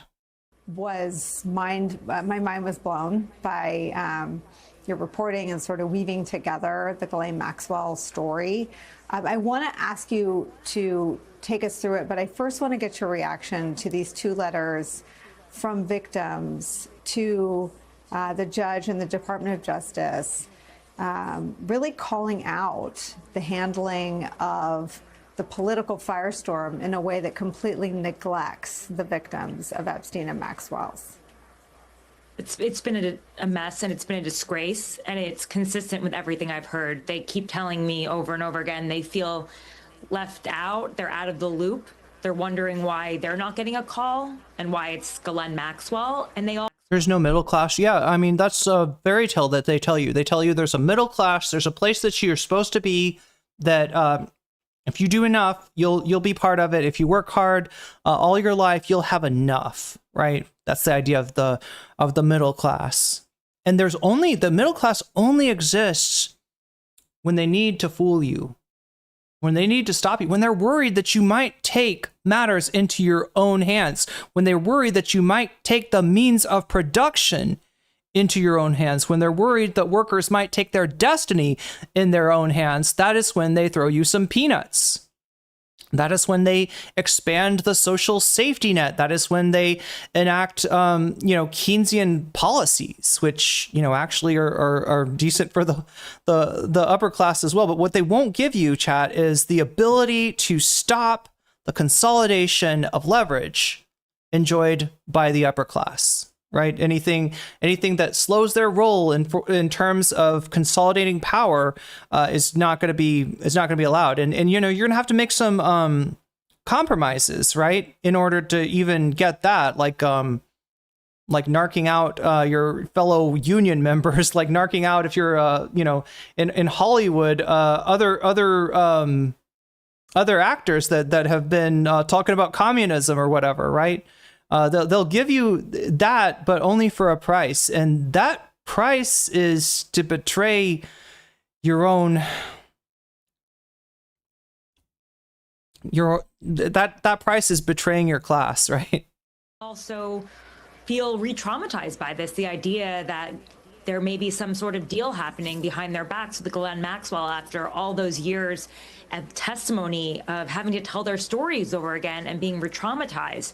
This is really consistent with what I have been hearing over and over again about feeling like they are about to be let down again. And let's not even go back to, 2008 when that sweetheart non-prosecution agreement came out and Jeffrey Epstein got a slap on the wrist. He was supposed to get 60 federal crimes against him, and it went down to 0. And he spent 13 months in a county jail with work release half the time and an ankle bracelet, and was called a sex offender. So this is giving them nightmares, deja vu, and they don't trust the government, which is supposed to be looking out for them and for all of us. What is their understanding of why, or the circumstances around what happened between Friday and our broadcast yesterday, that Ken Delaney and Lisa Rubin at our network reported that Ghislaine Maxwell was moved from a low security prison to an even lower security prison, and that there was a rather unusual or unprecedented waiver granted by the Bureau of Prisons, something that an expert said he'd never seen for sex offenders? It's unheard of. And I was speaking to Maria Farmer, who went to the FBI in 1996 to report Jeffrey Epstein, and then again in 2004, and has been cooperating the entire way. And she called me yesterday and she was like, I'm worried the next step is house arrest. That's what it feels like. I mean, this is a place where Elizabeth Holmes is. She's about to get out in 2032. She's got visitation rights because she has a toddler. They have fences here. This is not the place where you put a sex trafficker. This is not the place where you put a pedophile who was... I mean, it shouldn't be the place you put Elizabeth Holmes in either, right? No, it's the prison for the rich and famous. That's what we're talking about, this minimum security jail or a prison that... Ghislaine Maxwell is being transferred into. This is, what you would call Club Fed, right? It's basically a resort, but that's technically a prison, right? And yeah, Elizabeth Holmes is apparently teaching yoga or something. Is not just an enabler for Jeffrey Epstein. Do people remember? She's a Theranos woman, right? She scammed a bunch of rich people out of their money and that's why I wrote that piece, Nicole. Not for you, because I know you're aware of that and you understand that she was a predator herself. She had the psychology of a psychopath, the type of person who could manipulate while pretending to show care, emotional detachment. Where's the exact kind of person they look for as a CEO? She learned it. And I think they're terrified that this person is going to be let loose again, because she should be looked at as someone who could be let loose as a predator. Well, something that people don't understand, and I run into people, and I'm often listening to your podcast or listening to something old that I missed from Julie Brown, or really trying to educate myself. A lot of people don't know or understand that she participated in the sexual abuse. Can you just remind folks what Ghislaine Maxwell has been convicted of? Well, in the case of Virginia Giuffre, who Ghislaine Maxwell, by the way, found in the spa at Mar-a-Lago, Jeffrey Epstein couldn't get into a ladies' spa, right, and find the attendant there. And she found her. She brought her to Jeffrey Epstein's house, said, I will make you a traveling masseuse. That was Virginia's dream at the time. She was reading a book about how to do it. And when she got into the house, it was Ghislaine Maxwell who took off her panties before Jeffrey Epstein touched her. In the case of Annie Farmer, it was Ghislaine Maxwell who fondled her breast when she was 16 years old, isolated on the Zorro Ranch in New Mexico, where Jeffrey Epstein... Yeah, this was the Clintons' favorite place to hang out, right? And they're kind of... there's a ranch in New Mexico that Epstein owned, and apparently Bill and Hillary spent a lot of time out. Now, that doesn't mean that they, were engaging in this activity, but it's definitely worth looking into. It's definitely there's a lot of smoke there for there not to be a fire. Epstein dreamed of turning it into a place to breed children. Oh God, this is literally QAnon, isn't it?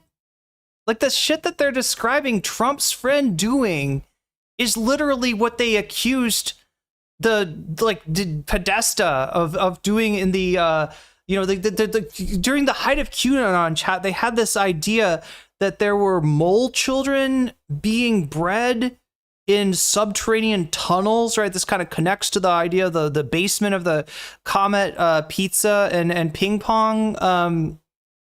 You know, where you know the guy that showed up with a gun, thinking that the children were being held there.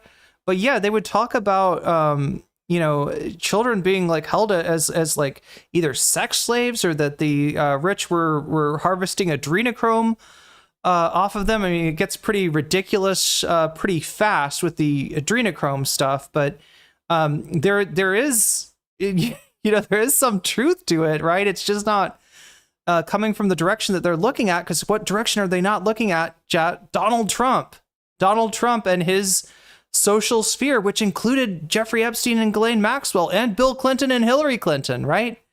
It's all a big club, and you're not a member of it. This is a sick, depraved woman who not only enabled this, created a pyramid scheme, by the way, in a local high school. Yeah, I agree with you, DSNS, whatever your name is. I do think that Elizabeth Holmes is probably a good yogini. School managed it, which took a lot of work, believe it or not, shuttling these children back and forth, making sure they all came so that Jeffrey Epstein could get his 3 orgasms per day. That's not good. I mean, this was a sophisticated operation. It required pilots, chefs, chauffeurs, cooks moving around, and she ran it all. She was a lady of the house, and she engaged in the abuse at the same time. Now, that's why so many of the victims feel like she's even worse. They feel even more betrayed by her because Yeah, I agree with you, Violet. I think things like the lizard people conspiracy theory and the adrenochrome one, which literally they ripped off of a movie, Fear and Loathing in Las Vegas, right? Adrenochrome is a real substance. It does occur in the human body. However, it's an easier way to obtain it than killing people would be to make it in a lab, which, you know, you can do. And also, it doesn't make you young. Just look at Hillary and Bill Clinton, right? Just look at Hillary and Bill Clinton. If you think that, you know, if you think that these people are harvesting adrenochrome and you think that adrenochrome keeps you young, how come it didn't work for them? in the case of Annie, I mean, she told me in an interview that she said, you know, when I first met him, I thought, who's this guy? You know, he feels a little weird. But when she heard that his girlfriend Ghislaine was coming with him to this ranch, she thought it would be okay. And it was Ghislaine who called her mother and said it would be okay.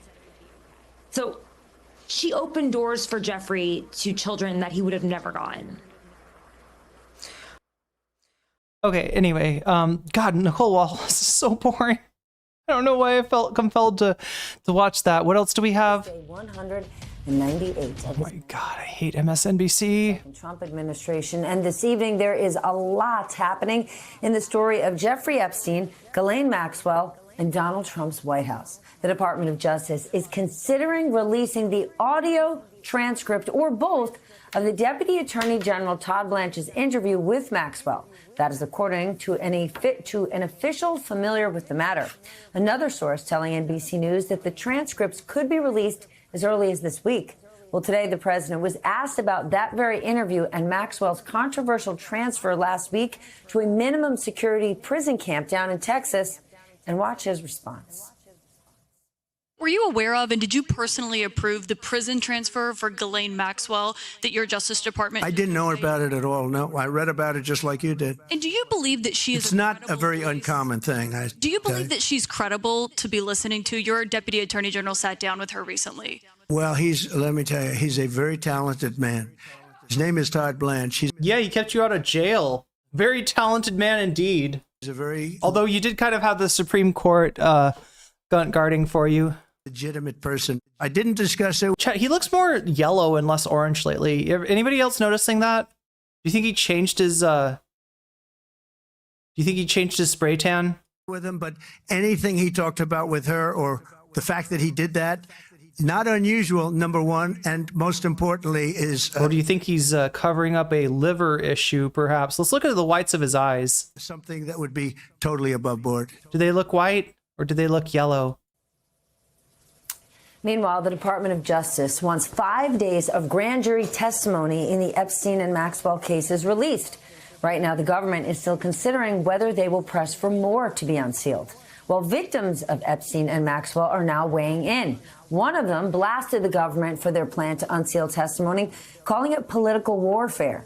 But today, another victim, Annie Farmer, filed a letter with the court saying, quote, unsealing the grand jury transcripts is not just appropriate, it is necessary to understand the full scope of the abuse and those. How about just release the Epstein files, though? Like, right? I mean, look, I want to see everything that there is to see. I'm not sure. I feel like this grand jury testimony thing is mostly a distraction. It's mostly a way for Trump to kick the can down the road, to pretend like he's doing something to be transparent, when if he really wanted to be transparent, he would release the files that were on Pam Bondi's desk before she said that they didn't exist, and then got contradicted by Trump, who said they did exist, but they were all fucked up by the Obama people. Somehow Obama got in there, somehow Biden got in there, Merrick Garland, all of Trump's enemies, right, got a hold of the Epstein files and screwed them all up in a way that's completely untraceable, right? So we can't possibly be transparent and show those files, because guess what, chat? We already know that the FBI had to redact Donald Trump's name multiple times. There's agents assigned to finding his name in that document everywhere that it appears and redacting it out of there. Who enabled it. Ghislaine Maxwell opposes the move. If anybody's fucking up the files, if anybody is, tampering with evidence, it seems like it's the Trump administration. Her lawyers say it would hurt her legal rights. The Epstein estate says it takes no position on the issue. And today, the House Oversight Committee issued a string of subpoenas in the case, demanding that the DOJ turn over the full unredacted Epstein files by August 19th. The committee also wants testimony from the Clintons, several former attorneys general, and 2 former FBI directors. But here's what's interesting. One person who was not subpoenaed, Alex Acosta. Do you remember that name? Yeah, good point. This is he was the U.S. attorney who signed off on the original Epstein deal. Acosta was serving as Trump's latest. So yeah, the sweetheart deal that Epstein got that we were talking about earlier, where he's just wearing an ankle bracelet, he's allowed to come and go, he's not really held in a prison, he's allowed, multiple work releases, right? That was a deal that he received under this guy, Alex Acosta, who at the time was a Florida state official before he was given a job in the Trump administration. Interesting that. So he does a solid for Jeffrey Epstein, giving him a sweetheart deal on his child predator convictions. And then he gets a job with Donald Trump. Remember what I said about this guy being transactional? Remember what I said about this guy being corrupt? This is how that works. Quid pro quo. You do something nice to keep Jeffrey Epstein quiet, to keep him from implicating me, and I will give you a position in my cabinet. I will give you a position in my administration. That's how the game is played, chat. And until we decide to rise up and take our destiny into our hands and seize the means of power, we are all but pawns. We are all but pawns in that game. Unless we can rush the board and become queens instead, which is what we should be doing. Labor Secretary when Epstein was charged again in 2019, which of course led him to resign. Remember that? All right, let's get smarter with the help of our lead-off panel tonight. John Allen is here, senior national. All with the panels. What is this panel meta? Politics reporter. Look at this. MSNBC's doing it too. NBC News. Daniela Diaz, congressional reporter for Notice, and Jeff Mason, White House correspondent for Reuters. Mr. Allen, let's start with you and what the president said. that he did not talk to Todd Blanche about the Maxwell interview, but he knows it was all above board. Both things cannot be true. He also defended the prison transfer. What is your take on what we heard? And by the way, this whole idea, maybe we're going to get to hear the Blanche interview with Ghislaine Maxwell. The interview might not be the only conversation they had. The interview, what they could release, could be a portion of what they want us to hear. Yeah, absolutely, Stephanie. I mean, we don't know until we see what it is that Todd Blanche and Ghislaine Maxwell talked about, we have not seen any of it yet. You mentioned the president talking about it all being above board and not having talked to Todd Blanche about it. It's curious to me, as it is to you, that he would be able to know both of those things. But I do know that this president describes all of his actions as above board, no matter what. Joshua Keller, I don't want destiny in my hands. This is a president who understands that there's some value in showing, demonstrating, or at least claiming that there is arm's length distance between himself and the Justice Department. Just because Donald Trump didn't talk to Todd Blanche doesn't mean that nobody at the White House talked to Todd Blanche, and it doesn't mean that Todd Blanche doesn't know exactly what it is that he's supposed to do when he goes to talk to Ghislaine Maxwell. So, I mean, I think we're going to wait and see here on what gets released and what doesn't and when it does. But all of it is a distraction. Do I need to make more mods? Do we need to change some of those wrenches up, maybe? Narwhal, are you dealing with this alone? I know you gotta go to bed soon. Action from a couple of very important things: the young girls who were hurt, and the entirety of the Jeffrey Epstein files that the Justice Department has that still have not been released, despite months and months and months of administration claims that they would release things. Jeff, the president didn't there, but has the White House or anyone in this administration given a real response to why exactly Ghislaine Maxwell, a convicted sex trafficker, was moved from the prison she was in Florida to a much lesser, lighter prison camp over in Texas? No. And that's the very short and direct answer. They haven't. And I thought it was instructive, or insightful anyway, to hear the president respond to the question today by saying that it was not unusual, when experts have been saying now since then, since she was transferred, that it absolutely is unusual for somebody who had as many years left on her sentence, and for somebody who was convicted of the crimes that she was convicted of, to be transferred to that kind of a prison. But the prison system has not answered, and the White House has not suggested, hasn't given any background or reasoning for it either. Certainly, again, also interesting that it's on the president's radar, and this is coming at a time when the conspiracy theories around Epstein and around Ghislaine Maxwell have certainly not dropped, and the fact that she was transferred shortly after having the meeting that she did with the president's deputy attorney general has only led to additional questions and I think probably theories that this was some kind of a signal or a trade-off. I don't have any evidence to prove that, but the White House and the administration has not done anything to explain the other, whatever alternative reasoning there would be for that transfer.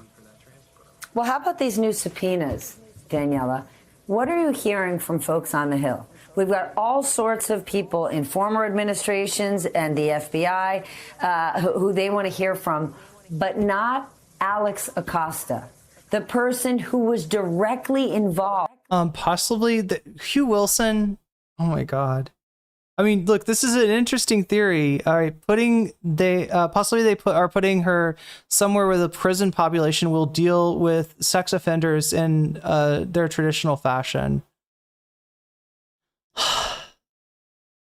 Look, I mean, if she's in administrative detention, if she's in the hole, which I don't think she is, I think she's in a low security or was in a low security prison.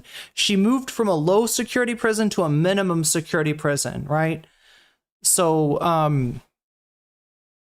yeah, I mean, she was around other prisoners before, and she's going to be moving into a place that's more like a resort than a prison, right? This is a prison for rich people that she's getting moved into. I don't know if people get unalived. And I'm not sure where you're going with that either. Like, you know, like the idea, you know, you could be saying, like, are you saying that, like, you think that they want to they want her silenced, you know, but by, you know, they put her somewhere where she can get killed for being a sex offender and she'll be shut up? Or are you thinking that they are putting her there because they like don't like her?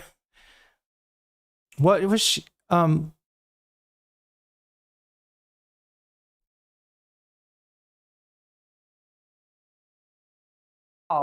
in that first, what many call sweetheart deal that Jeffrey Epstein got down in Florida? That was Alex's doing. So you're thinking, yeah, to get her killed, so to silence her.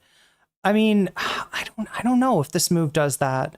My thought about this move is that Trump is trying to get on our good side, right? That they've you know, he sent his lawyer in there to talk to her. They're talking about maybe releasing the testimony. He wants Ghislaine to give a narrative that he can substitute for actually releasing the files, right? He wants to be able to be like, Ghislaine Maxwell said that Bill Clinton was involved, Hillary Clinton was involved, but Donald Trump not involved, no collusion. I did everything right, and they like, right? That's what it seems to be. It seems to be he's trying to, yeah, it's a tit for tat, right? It seems like corruption is what it seems like to me, but yeah, and that combined with like him saying that he wishes Ghislaine Maxwell well when he was asked about her when she was getting convicted. He was in a very, very secure prison. He still managed to hang himself, which sounds conspiratorial. No, you're right. And the tapes, you know, were supposed to show that nobody could have gotten to him. Instead, they show a strange orange blob walking up the stairs, orange like a prisoner's outfit, right before he ends up unaliving. I don't know. I don't know. But yeah, it does seem like they're handling Maxwell in a different way. It does feel like they're trying to. It does feel like it seems, at least to me, it seems like they're trying to get Ghislaine Maxwell on their side for this, so she'll tell a narrative that's convenient for Donald Trump. Because what he needs is something that looks like a revelation about Jeffrey Epstein, but that doesn't implicate him, right? If he could, he would release the Epstein files that were on Pam Bondi's desk. Except it turns out that he's implicated like a lot. They had to redact the fuck out of that document to just take his name out of all the places that it appeared, apparently. Yeah, it was definitely an orange ghost that went up the stairs. Nobody's looking to have a conversation with him. Stephanie, it's very clear that these subpoenas from the House Oversight Committee, especially the ones done by Republicans, which are the ones that you talked about for, you know, former President Bill Clinton, Okay, so I added mods. I added a few mods on YouTube. If you want to go over and help Narwhal out, and just make sure we have coverage on the main YouTube chat and the shorts chat as well. So that's what I'm trying to do. I'm trying to create a situation where if Narwhal can go to bed if need be. His wife Hillary Clinton, of course, former U.S. attorneys generals, James Comey, those were very political in their nature and very pointed from Republicans on the committee in an effort to fight back against Democrats who actually were the first ones to subpoena and win, because they have Republican support, materials from the DOJ about these Epstein files. This happened when Congress was in session just 2 weeks ago. It was a very political fight between Republicans and Democrats on the House Oversight Committee. Now, interesting that the subpoenas were only just signed or released today while they're in recess, but it really shows, Stephanie, that Congress is feeling the pressure as well on this. You're hearing members of Congress talking about this at town halls. Mike Flood was flooded, excuse my words there, by constituents on this issue. Not only that, but of course, all the other things that Republicans are doing in Congress right now, like cutting. Apparently, Kimball Musk may have dated one of the women in Epstein's circle. This might be one of the reasons why Elon Musk backed off of saying that Trump is in the Epstein files. Yeah, and he's also donated apparently $15 million to, Trump's. I don't know if it was to the MAGA Congress members or to a Trump election fund itself. But it doesn't. There's signs that maybe Elon has not flipped on Donald Trump after all. Medicaid, et cetera, with that big, beautiful bill. But the pressure is mounting, and that's why you're seeing President Donald Trump at the White House talking about this. He's still getting questions, and that's why we're seeing Republicans issue these subpoenas, because this is not an issue that is going away. All right, new topic, Mr. Allen, to you. This fight over the redrawn Texas map. Today, Republican Senator... We're going to get into that in a second, too. God, they're covering all the subjects I'm... Senator John Cornyn, he actually urged the FBI to arrest the Democrats who left the state to prevent the vote, and the president agreed that the FBI might have to get involved. To me, it seems like both sides are just going to keep digging in and escalating. That would be highly irregular, chat. This isn't even these aren't criminal charges. I think that they're on, right? To send the FBI in and treat these people like fugitives, right, is highly irregular.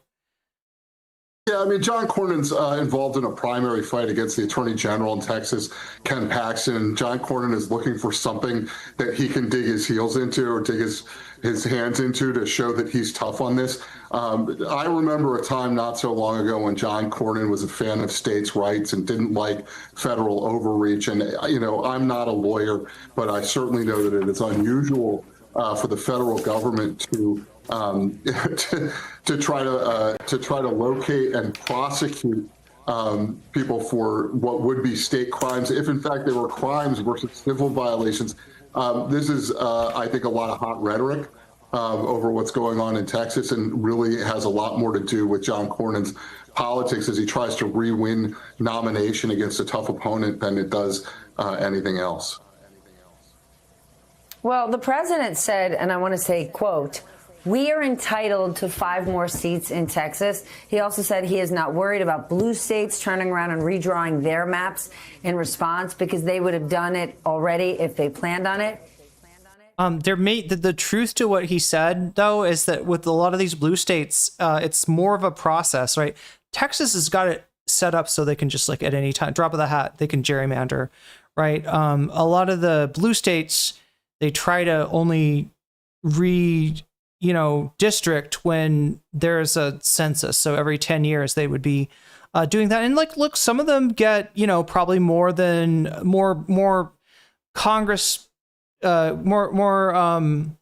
Congress people out of their, you know what I mean? Illinois is a great example. I think Illinois has probably Democrats overrepresented because of how they drop the map. So it's not like Democrats don't do this shit at all. They just don't do it to the degree to which the Republicans have done it.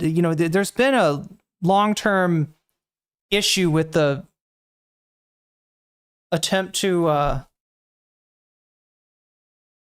when the demographics don't look like they're going the Republicans' way, they've tried to hold on to power through kind of extra constitutional, in some cases, but definitely extra electoral means, and this is just one of those, right? They'll purge the voter rolls, they'll redistrict, right? So this is the Republicans have been at this for longer, so they're probably gonna, I don't see the Democrats being able to keep up with the amount of gerrymandering. A lot of the states, the Democrats could put something in motion for 2028, but they're not likely to get, California is a great example, not as likely to get anything changed for 2026, except, whereas for the Republicans, this is definitely not their first rodeo.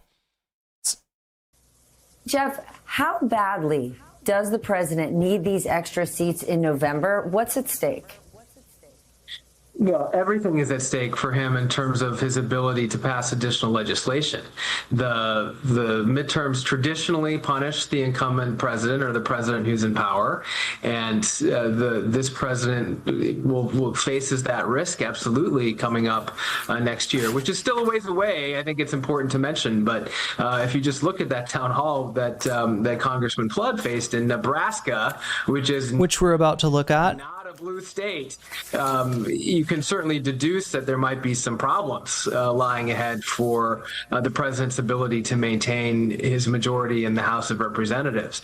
I also think it's important to mention when we're talking about this topic that the idea of just grabbing some more congressional districts and adding additional seats that would be safer for him is in line with how he's treating other things the way he's governing. For example, the firing of the BLS commissioner. How do those two things relate? You hear some Bureau of Labor Statistics is what BLS stands for. This is the official that Trump fired for having accurately reported the labor statistics, which are that we didn't create very many jobs this month, and the 2 previous months, the revision that they do, right? So they give these numbers based on surveys, right? You know, of who's, you know, gotten fired, or, you know, who's working, and then employer surveys as well. And they have rough numbers for the month in question, like for this month, right? And they have they'll have a revision for previous months, right? This came into play prior to the election in 2024, where some of the numbers in, I believe, August were for Biden were revised down, right? So this is the same official that said actually Biden didn't create as many jobs as we initially thought, is now saying that you know, there's maybe more job losses due to the effects of Doge, due to the effects of the tariffs, and more than anything, the economic uncertainty, right? If you're a boss, you're not as likely to hire people when you're not sure like what the cost of your inputs for your business are going to be. And that's what the uncertainty, that's the effect of the uncertainty over the tariffs that's dragging down the economy. So yeah, we're revising the previous 2 months like way the fuck down to almost no job growth. We're seeing a picture emerge that looks a lot like the beginning of a recession.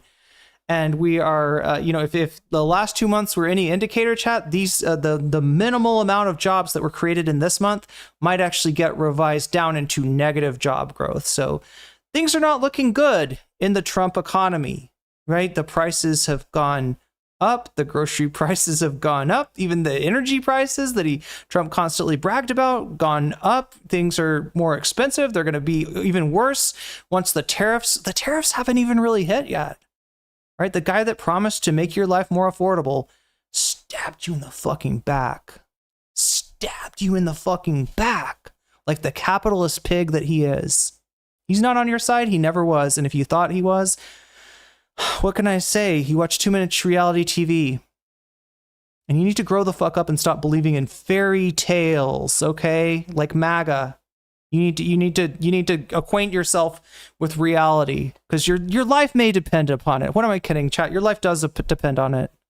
And your life is cheap to these people. Your life is cheap as fuck to a scumbag, corrupt traitor like Donald Trump. Something that you don't like, or you see something that you don't like, and then you just choose an out-of-the-box solution to make it something that you do like. He's treating everything from his administration and the figures that Kamala's not on people's side either. That's true. But I would say that like I said, you know, if I'm facing an elephant, you know, do you want to get chased by an elephant or a lion, and the elephant's about to stomp my head? I'm gonna go with the lion. I'd rather be chased by, right? I would say that like voting for Kamala Harris strategically might have been a good idea in 2024. But no, she's not on your side.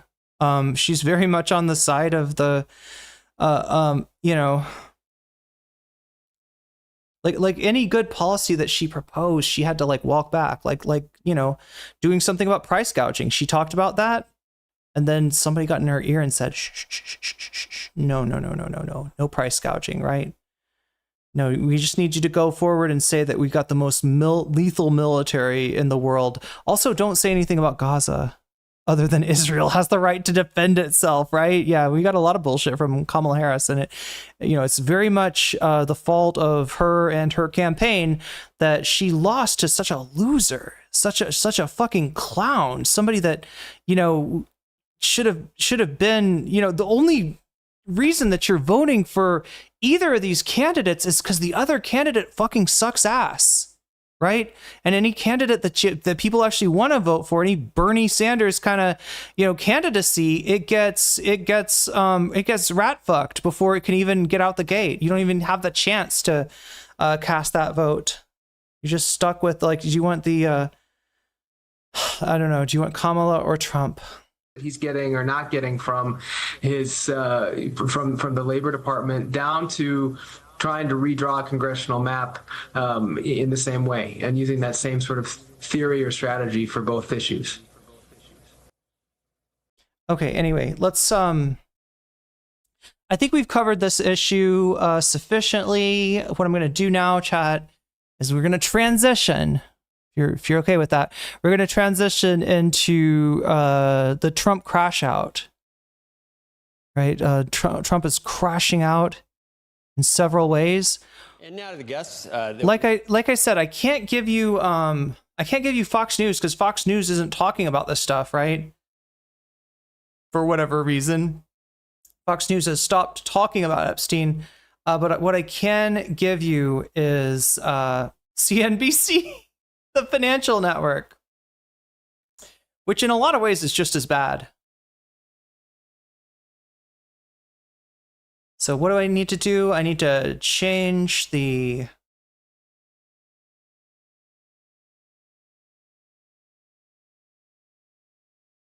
I need to change the title here. Donald Trump crashes out over Epstein.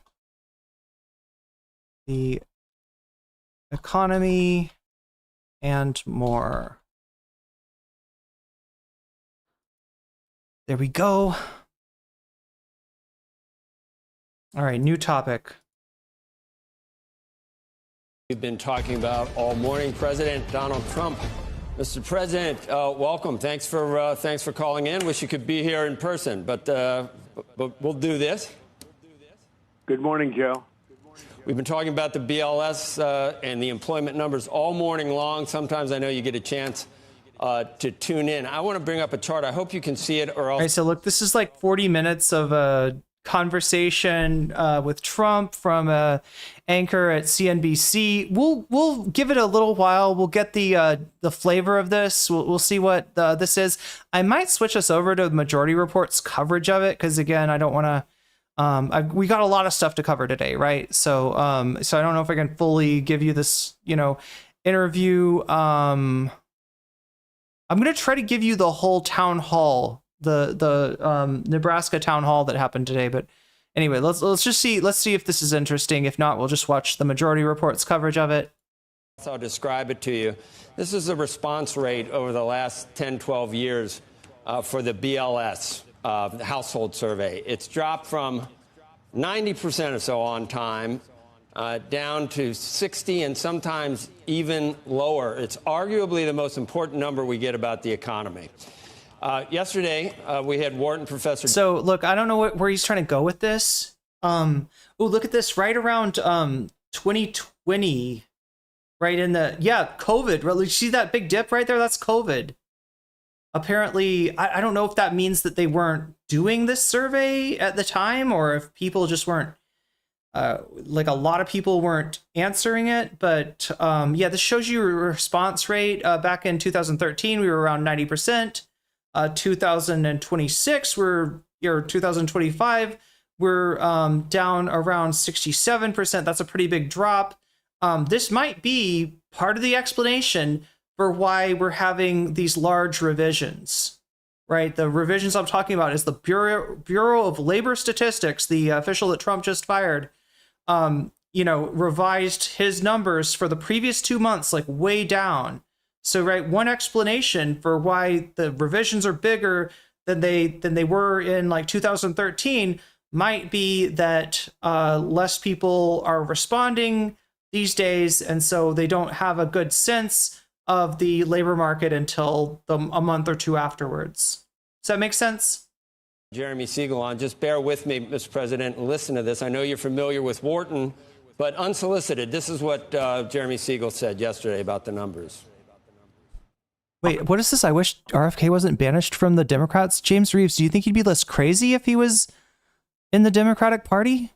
Do you think he would like have less brainworms? I'm trying to figure out how RFK would have been better if he was a Democrat over a Republican. I'm not going to let the BLS off the hook. I mean, you talk about how to fix it. Make these questionnaires mandatory and give them a time limit to fill it out. I think the response rate's down to 60%. I mean, that's unacceptable for the most important statistic that we have. It's almost like we're sending them. Thank you for the super chat, Jason. Let me read this out. Yeah, I am reading your super chats. Oh my God. Thanks for the $2, sucker. I can't even see what you said. YouTube swallowed the YouTube swallowed the comment. It must have been pretty bad. Yeah. Anyway. Them out. Fill it out when you can. We know you like to go to the beach in the summer, so it might be a little bit late. This is just not acceptable today. We need that response rate has to go up. And when you make the biggest mistake in 50 years, why? Do not read it. I can't. YouTube deleted it. Why wasn't there an explanation? It's 258,000 less in 2 months. That was the biggest revision since 1968. Mr. President. So we're in the internet age. We still can't get any instant data. We're still using snail mail to get the responses back. It is the government, after all. Antiquated, no doubt, and certainly suboptimal, but rigged. So yeah, what this guy's trying to do. Okay, so here's the deal: business people need accurate labor statistics. They need accurate information, right? What Donald Trump has done by killing the messenger, right? He's ruined the economy. Now the Bureau of Labor Statistics is reflecting that, and his answer is to fire the person, right? So this person is going to try to argue to Donald Trump, in good faith, that there's reasons why the numbers aren't as accurate as they should be. There's reasons why the revision was so large, right? And, that being that there's less people responding to the survey, and that, please don't kill the golden goose of the economy, because if we can't get accurate information on economic performance, then, the businesses can't plan, right? So he's, as a CNBC anchor, as a representative of a network that is whose target is business people, right? He's like, please don't fucking cover up our eyes and put somebody in there that's going to be like, everything's going great, it's the best economy ever, when we know that that's not true, right? And you can imagine the kind of response we're going to get from Donald Trump here. Where do you get the notion that it's rigged, or do you have any evidence there? Everything's rigged. That's just what I say. I say things are rigged when things don't go my way. And people believe me. I don't know why. I've lied all my life. You can find me on record verifiably telling falsehoods, and yet people still seem to, when I say it's a rigged witch hunt, they believe me. It is antiquated, but it's also very political. And, I had an election recently where I did very well, won every swing state, won the popular vote, won everything, all right? Won all the counties. It's, I think 87% of the counties were Republican up. That's never happened before. And yet I had to go through hell. And it just... You won by 1.5%. Chat, to put this in perspective for you, all right? When we're talking about the popular vote, which is representative of the will of the American people, Donald Trump's victory in 2024 was less than Hillary Clinton's popular vote. Pay attention to what I'm saying. Popular vote victory in 2016. Hillary Clinton did not win the electoral vote. Hillary Clinton obviously was not elected president. I'm not disputing the results of the Electoral College in 2016. I'm pointing out that Hillary Clinton, while she lost the Electoral College, won the popular vote. And she won it by a larger percentage than Donald Trump won the popular vote this time. So as much as he wants to say this is a huge mandate, nothing there's ever happened like it, I won every single, right? That's just sus. Right? The winning every state that you needed to mysteriously, that's a little bit sus, but I'm not a statistician, so I can't tell you if the election had a Russian tail or not, although some people are talking. But in 2024, but what I can tell you is that what you saw was nowhere near a mandate. You've got mandate. When we talk about a mandate, we're talking about something like Obama in 2008, right? Won hugely won that election. We're talking about like Reagan in, I think, was it 84? Was that his big win? I think, where he won all but one state. All but one state went to Reagan. That's what a mandate looks like, right? That's what the country having like they all decide to vote for one president, and so you could consider that victory as being representative of the overwhelming will of the American people. Is what Trump is trying to claim right now, right? He had a pretty impressive performance in the Electoral College, but his actual victory was only was small in those states and was also small in the nation at large. But go on, keep on telling me how your 1.5% victory allows you to fire the Bureau of Labor Statistics personnel when they give you bad news. Days before the election, they put out numbers that it was like the country was on fire. It was doing so well. And then they did a revision. I mean, the country is on fire. Yeah, it's definitely on fire. Not in the way that you want to say, but it's definitely, the country is definitely going to hell in a handbasket. But yeah, no, he's gonna call it rigged. Anything that is inconvenient for him, anything that he doesn't like is rigged, right? About 2 weeks later, and the revision was the most persecuted man in the history of the world. Ever since no one since Jesus Christ himself has been so persecuted. By almost 900,000 jobs. You remember that? And I said, I said, what would have happened? What would have happened? You're like, wow, I really wanted to take that shit to the bank. What if Joe Biden had said that? What if Joe Biden had fired, BLS officials after he got very similar news last summer? He's like, I don't know. I think I think the initial numbers were correct. Our economy grew massively. I don't like this revision. I'm firing this because this shit is rigged, right? It puts you in a situation where you just can't trust anything. And look, this is the overall effect of Trump. He's undermined your trust in, in science, in academia, and just anything that we would use to be able to discern the truth from the lies, right? Has been undermined by this man's rhetoric. Because the truth is very, very, very inconvenient for Donald Trump. If I lost, think of it. I would have said they gave phony numbers and then they revised them a week and a half later. Those were benchmark numbers, though, Mr. President. That happens. They do that. They do that twice a year, and it reconciles the monthly figures with like the overall numbers. And it was a big number. And obviously, but the numbers were rigged. The numbers were rigged. Biden wasn't. Look at that. Look at that. He knows what's actually going on. He knows how this works. He's trying to explain it to Donald Trump, but he doesn't seem to get that Donald Trump is not just a profound ignoramus, which, he is, but he's also a liar. Beyond everything, he may know the truth and just not care and think that MAGA is that stupid. I've said everything is rigged. And, I say it for everything, and they're going to continue to believe me.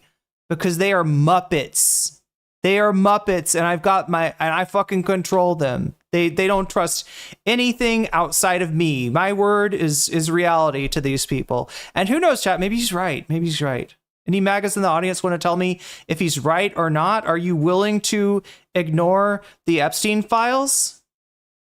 Are you willing to believe this man in his claim that he does not have a failing economy as you watch the economy fail around you? Or are some of you starting to wake up? I don't know. I'm not a MAGA. Doing well. He was doing poorly. They announced these phenomenal numbers 2 days before the election. And a little bit before that, always these great numbers. And you knew it wasn't doing well. You knew prices were through the roof and inflation was terrible. The whole thing was... And it's more expensive now. Yeah, the one promise that you make, promises made, promises not kept. Not kept. Groceries, eggs, whatever you want to fucking say. It's more expensive now. Right? And it's only going to get worse because guess what, chat? The tariffs, right? We've been talking about tariffs since what? Was it May? When was Liberation Day, chat? Was it March? Was it May? We've been talking about tariffs for a fucking long time. You would think that the tariffs would have had some effect by now. And it's minimal compared to what it's going to be. You want to know why? Companies stocked up on goods from the countries that were getting tariffed, right?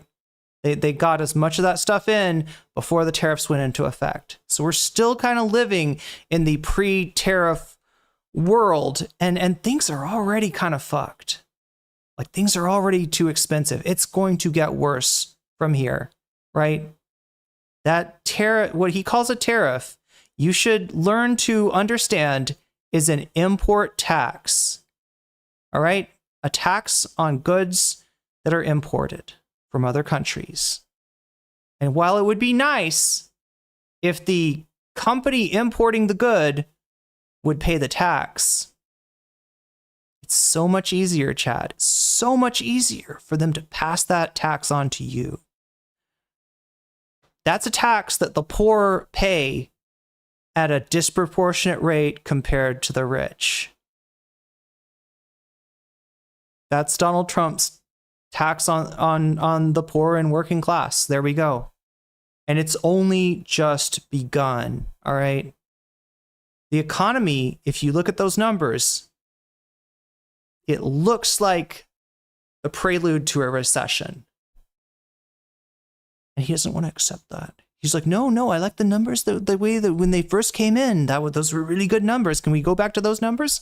No, because those numbers aren't real. Aren't fucking real, right? We got less people responding to this survey, and therefore we got to do a bigger and bigger correction when we get the real numbers. And this is what he doesn't want to deal with. This is kryptonite to Donald Trump, to a liar, born con man to Donald Trump. What's his kryptonite? The truth. What can he handle? The truth. The truth about Epstein? His name is in those files over and over and over and over again. What's the truth about the economy? It's headed for a recession. What's the truth about the tariffs? You pay them. It comes out of your pocket at the end of the day. But he doesn't want to hear that. He doesn't want to hear any of this. Bad. But think of it. Then they did the biggest revision, I think, in history of almost 900,000 jobs. And it turned out to be more than that because later on they did another revision. And so they gave phony numbers in order to win the election. Again, he's straight up lying about this, right? They gave the initial numbers, and then they revised them when they knew more about the actual numbers. And this all happened, chat, not after the election, but before the election, right? These revisions, just like these revisions are going in right now, the revisions under the Biden administration were made prior to the election and are part of the reason that Kamala Harris lost. After I won the election, I said too big to rig.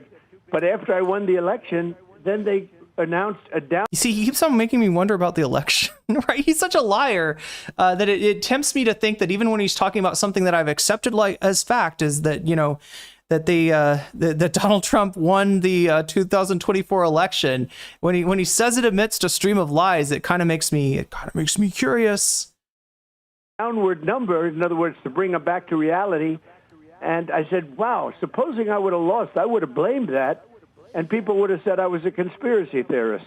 You know? Well, you are. You fucked with conspiracy theories. In fact, one big conspiracy theory that you fucked with a lot was the Epstein one. You gave people the impression that the Epstein revelations would implicate your political enemies and not you. And it turns out, chat, it turns out that every finger is pointing at Donald Trump at this point, and everything that he says keeps on making him look more and more and more guilty. It's crazy. Elaine Chao was on yesterday, and I know she was I think she was labor secretary for 8 years under Bush II, and she was your transportation secretary as well. And she said, the commissioner doesn't really even get involved with the actual minutia of putting all these things together, and there's no way that it could have been that she could have chosen to rig these numbers to make them look bad. And these are statistical changes based on this antiquated system, and it's just a big leap to go to rigged. And then it also, Mr. President, it makes anyone you pick is going to be, critics are going to say, hey, he's picking a guy that's going to give him or a gal that's giving him the numbers that he wants. So it undermines confidence in the system to some extent. You had, according to many people, all the rights in the world to try to replace a commissioner when it's hasn't gotten any better. But that is maybe a bridge too far, according to most people. Well, I think when somebody says the commissioner is not involved, I don't want to get into any arguments with anybody. Why should I? She's a very nice woman. Exactly. But when they say that that nobody was involved, that it wasn't political, give me a break. Look. Narwhal, thank you for the 5 gifted memberships. Alino, R.A., you just got weaseled. Morton, you just got weaseled. Winners and losers, Hank, you just got weaseled. Chrissy Henderson, you just got weaseled. Emily Wood, you just got weaseled, and that's a good thing. As far as where the new mods at, I did make some tonight. I don't know. Has anybody noticed a wrench showing up by their name now? But either way, I need to revise. Speaking of numbers that need to be revised, please don't freak out, Trump. I'm going to revise these numbers. We're at 34%. We're a third of the way towards bonus content. If this number gets to 100 by the end of the stream, I'll stick around a little longer, cover some extra content with you. What content? The content that you're voting for right now on the horizontal YouTube stream. Look, before the election, I had this massive outflow of beauty for Biden. I mean, he didn't know he was alive. And what? A massive outflow of beauty for Biden? It sounds like he lanced a boiler. It's a massive outflow of beauty. Biden, the economy was roaring. It was a beautiful thing. And I said, there's no way this is happening. It's going the opposite direction. And 2 weeks later, they said I was right. But even if you look at the original, the ones from the other day, the numbers were... I'm sorry, if you look at the economy under Biden and under Trump, you're going to see that it looks a lot better under Biden. And look, I'm no fan of Joe Biden. I think he did a lot of... I think that his actions are responsible for Trump being elected in 2024, if I'm real, right? Biden had no business probably running for president in 2020. Again, remember, he's the candidate that the neoliberal wing of the Democratic Party solidified around as a alternative to Bernie, right? And, he functioned, he sold his, candidacy as kind of a caretaker government that would go on for 4 years before passing the reins to someone who is not 80 years old. And instead he said, I'm staying in the race, right? That's right there. That was what won Trump the election. You should be happy. You should love Joe Biden, Donald Trump, because you wouldn't be president without him. Were very timid, and then they announced something that made them even more timid. on top of it, on sort of a reporting day, I don't know why, it just seemed a little bit more important than most times when they announce these numbers. We talked earlier that the unemployment rate is still low. It's 4.2%. It's fine. I'm not saying earth-shattering. No, I will say this. The numbers before the election were earth-shattering. I'm not saying these were earth-shattering, but then they announced a couple of 100,000 to make it look a little. They actually, Chad, the truth of the matter is that the unemployment rate is going up under Donald Trump. It's really simple. It's really easy to see. It's indisputable. But he loves to play in abstracts, right? And like I said, he's got his hand up the Muppet ass of his MAGA loyalists, right?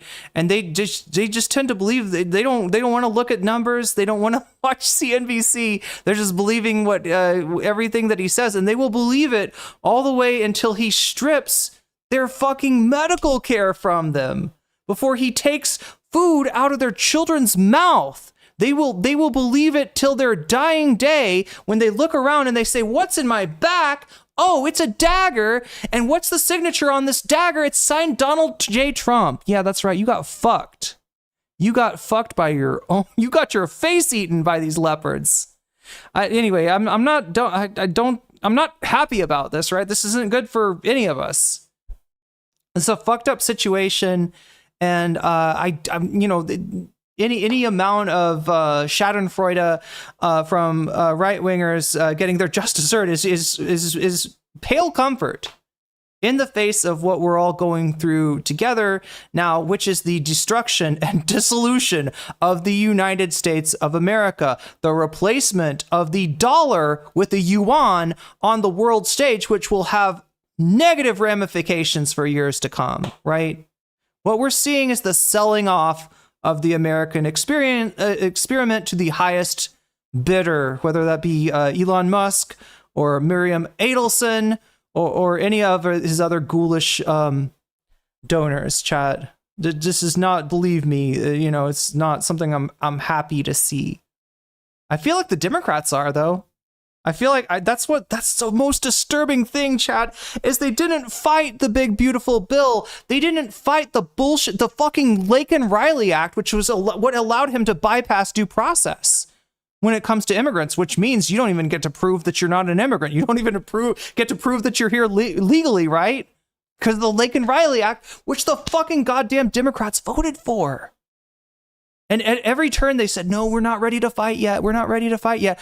I think that they wanted him to pass this shitty bill. I think that they wanted him to cut people's Medicare, right? Because they can use that in the next election instead of actually having a proactive, a platform where they say, you know, we're going to raise your minimum wage, we're going to get Medicare for all, we're going to take care of you, right? They get to say, hey, at least we're not as bad as Donald Trump. That's so easy for them. That's so fucking. Then they get to keep their donors. They don't piss the donors off, and then they get free votes just because Donald Trump is so fucking horrible, right?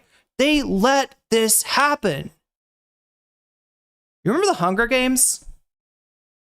Anybody remember the end of the? It always struck me, right, chat? There was the what was his name? President Snow is like kind of the big bad, but then they've also got this character that looks like a fusion between like Hillary Clinton and Jill Stein, kind of. And at the very end, Katniss, she aims her bow at the Hillary Clinton, Jill Stein looking character, and she lets the people handle President Snow. And by handle, I mean rip him apart limb from limb. None of these people are on your side. The question is, what are you going to do about it? A bit worse from, months before. I said, where did those numbers come from? So for as much as you want to, it's a highly political situation. It's totally rigged. Smart people know it. People with common sense know it. And a lot of people to keep their head under the covers. And let's move on to this. Which number do you believe at this point? Because if you noticed, suddenly the chances of what you've wanted for months and argued for months, the chances of a rate cut soared because of these numbers. Do you not believe the current numbers because they're playing right into what you want the Fed and Jay Powell to do. It's a tough thing, chat. We're actually looking more and more like stagflation, right? Stagflation is when you've got a combination of inflation and a shitty economy. We're headed into a recession right now, it looks like, and the inflation is going up once again, right? It went up after COVID, kind of came down, and now it's headed back up again under Trump. And it makes it difficult to make the decision that the Fed chair is making about like whether to cut rates. Yeah, usually when the economy's turning towards recession, that's when you would cut rates to stimulate the economy. Unfortunately, if you've got inflation, cutting those rates is going to make the inflation worse, right? So we kind of got both of the worst of both worlds under Donald Trump here. They're not horrible, as you said, but perhaps with the tariffs, some businesses delayed some spending. Some consumers may have been less certain about the future. So maybe we're seeing a slight slowdown in labor, but you're going to get exactly what you want based on these numbers. Which ones do you believe? Do you not believe the revised numbers either? Mark, I'm trying to let me read this chat, this possibly cursed chat. Let me see if it's as cursed as it looks. Most of my family were all Democrats, and still until they went off the deep end and started worrying about people letting women or men in women's bathrooms. Wait, what am I? I'm trying to discern what this chat says. Okay, letting women or men and women's bathrooms and saying they were indoor and all that crap. What? I mean, are you drunk? For Southern Democrat, Midwest Democrats, you're not going to win votes talking that maybe Eastern West. Oh my God.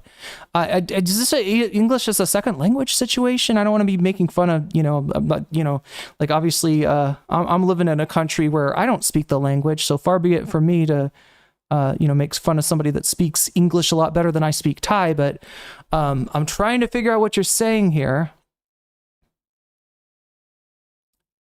Are you am I getting that you want to be a genital inspector around bathrooms? Is that what you're saying? You want to stand in front of the bathroom and be like, I got to feel your genitals first. I got to tell if you got an innie or an outie before you're getting in that bathroom. Only people with an innie are allowed in that bathroom. So I'm the official genital inspector here. Mark the genital inspector is going to keep those bathrooms safe. We're going to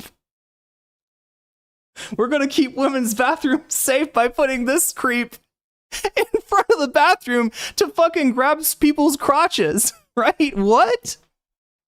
What are you talking about? Can we please get back to the economy? For fuck's sake, can we talk about something real?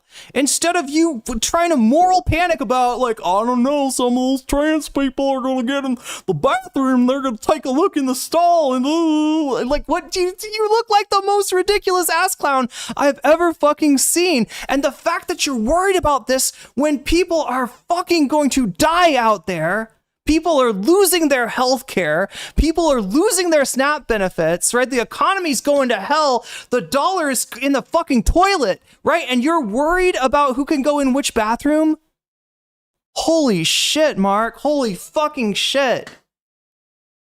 Oh my fucking God. What are we talking about? Trump would love that job, yeah. Well, Mark's got him beat. Mark's, got dibs on the genital inspector outside of women's bathrooms. It's not what I want. I don't want that. I wanted it a year ago. I wanted it a long time ago. Jay Powell is highly political, and I think, I call him too late. Jerome? See, the thing is, he's not political. That's your problem with him. You can't bully him into doing what you want to do and fucking up inflation even worse. That's your problem. It's not that he is political, it's that he's not political. It's that he's doing his job. And like, look, as long as anybody's doing his job, Trump hasn't done his job of corrupting our government, right? Trump would like his cronies. Trump would like his minions in that position. Yes, Mr. Trump, I will lower the the interest rates immediately, even though, this is going to send us into a stagflation crisis worse than the 70s. But Mr. Trump, has said so, and I will dutifully obey. Department of Justice Pam Bondi. Yes, Mr. Trump, I will investigate your political enemies, even though I'm supposed to be independent. I mean, who am I fucking kidding? I'm Pam fucking Bondi over here. I didn't get hired for my, my skills as an attorney. I didn't get hired for my knowledge of the law. I got hired for the fact that I wasn't independent. That's what Mr. Trump loves. Like we got like the fucking real life version of Mr. McMahon in here as president. Chat, we are all so fucking cooked. So unbelievably cooked under this guy. Late, Powell. He's too late. He's too late always. He always has been, except when it came to lowering interest rates before the election. That he did. He worked that out. Who would you replace him with? I know you watch the show occasionally, and we had an extended interview with one of the prospective replacements, Kevin Warsh. Were you watching that day, or? I was. He's very He's very good. He's very good. Sometimes they're all very good until you put them in there, and then they don't do so good. But a lot of them, I think he's a very good guy. I think I say Kevin. Woodstock, are you transvestigating President Trump? Do you realize that Candace Owens just got sued for that? Look, I'd be really careful with that shit. All right, rich people, they can sue. Macron's wife, Macron, they've sued Candace Owens. She's kind of fucked right now. I don't know. You're just a YouTube chatter, so you'll probably be okay. But yeah, that's a weird champ perspective to bring into here, that Donald Trump has small hands, so he might not have been born a man. He maybe should be forced to use the women's rest. You want this creep using the women's restroom, and yet you're afraid of trans people going in there to pee, right? But we gotta classify everybody. But by what did you say? Their hands or their Adam's apple?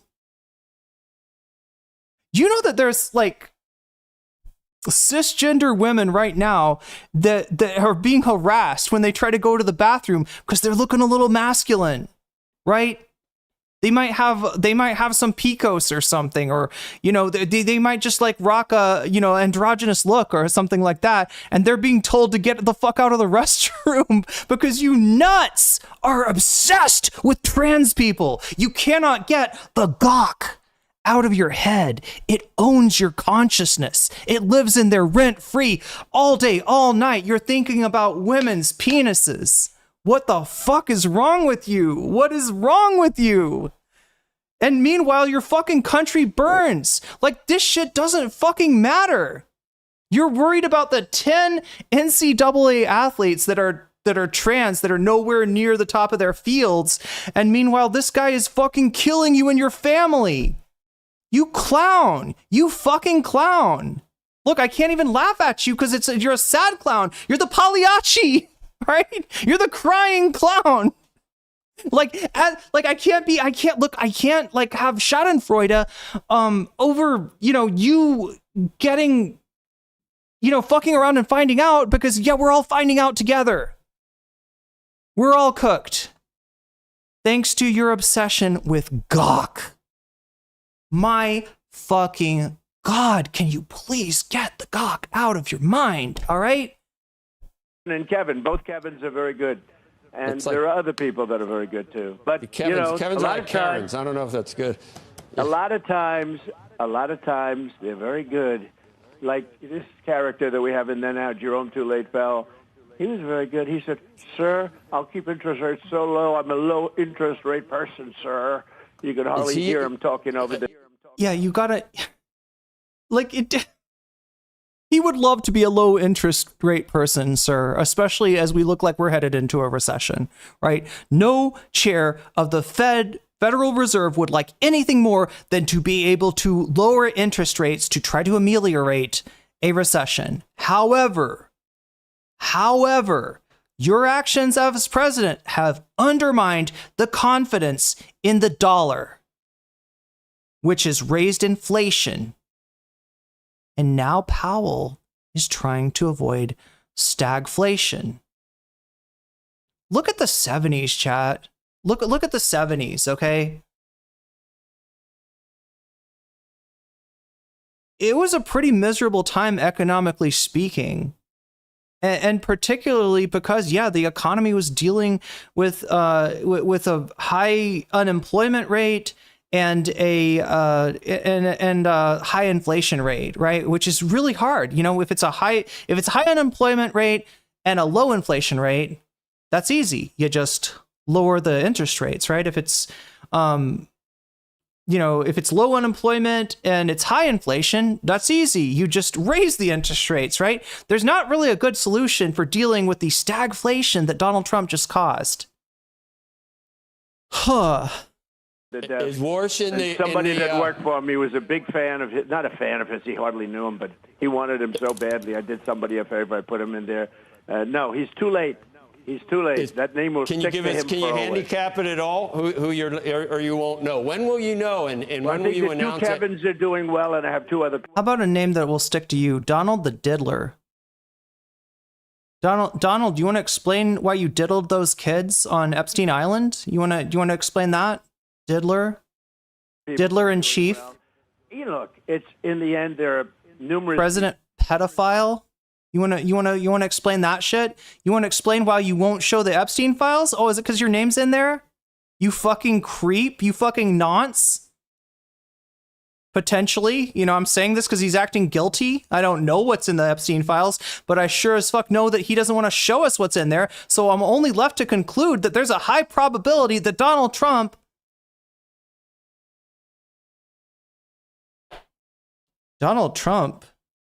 very likely touched children. That's what we're dealing with, chat. That's the person you're supposed to pledge allegiance to.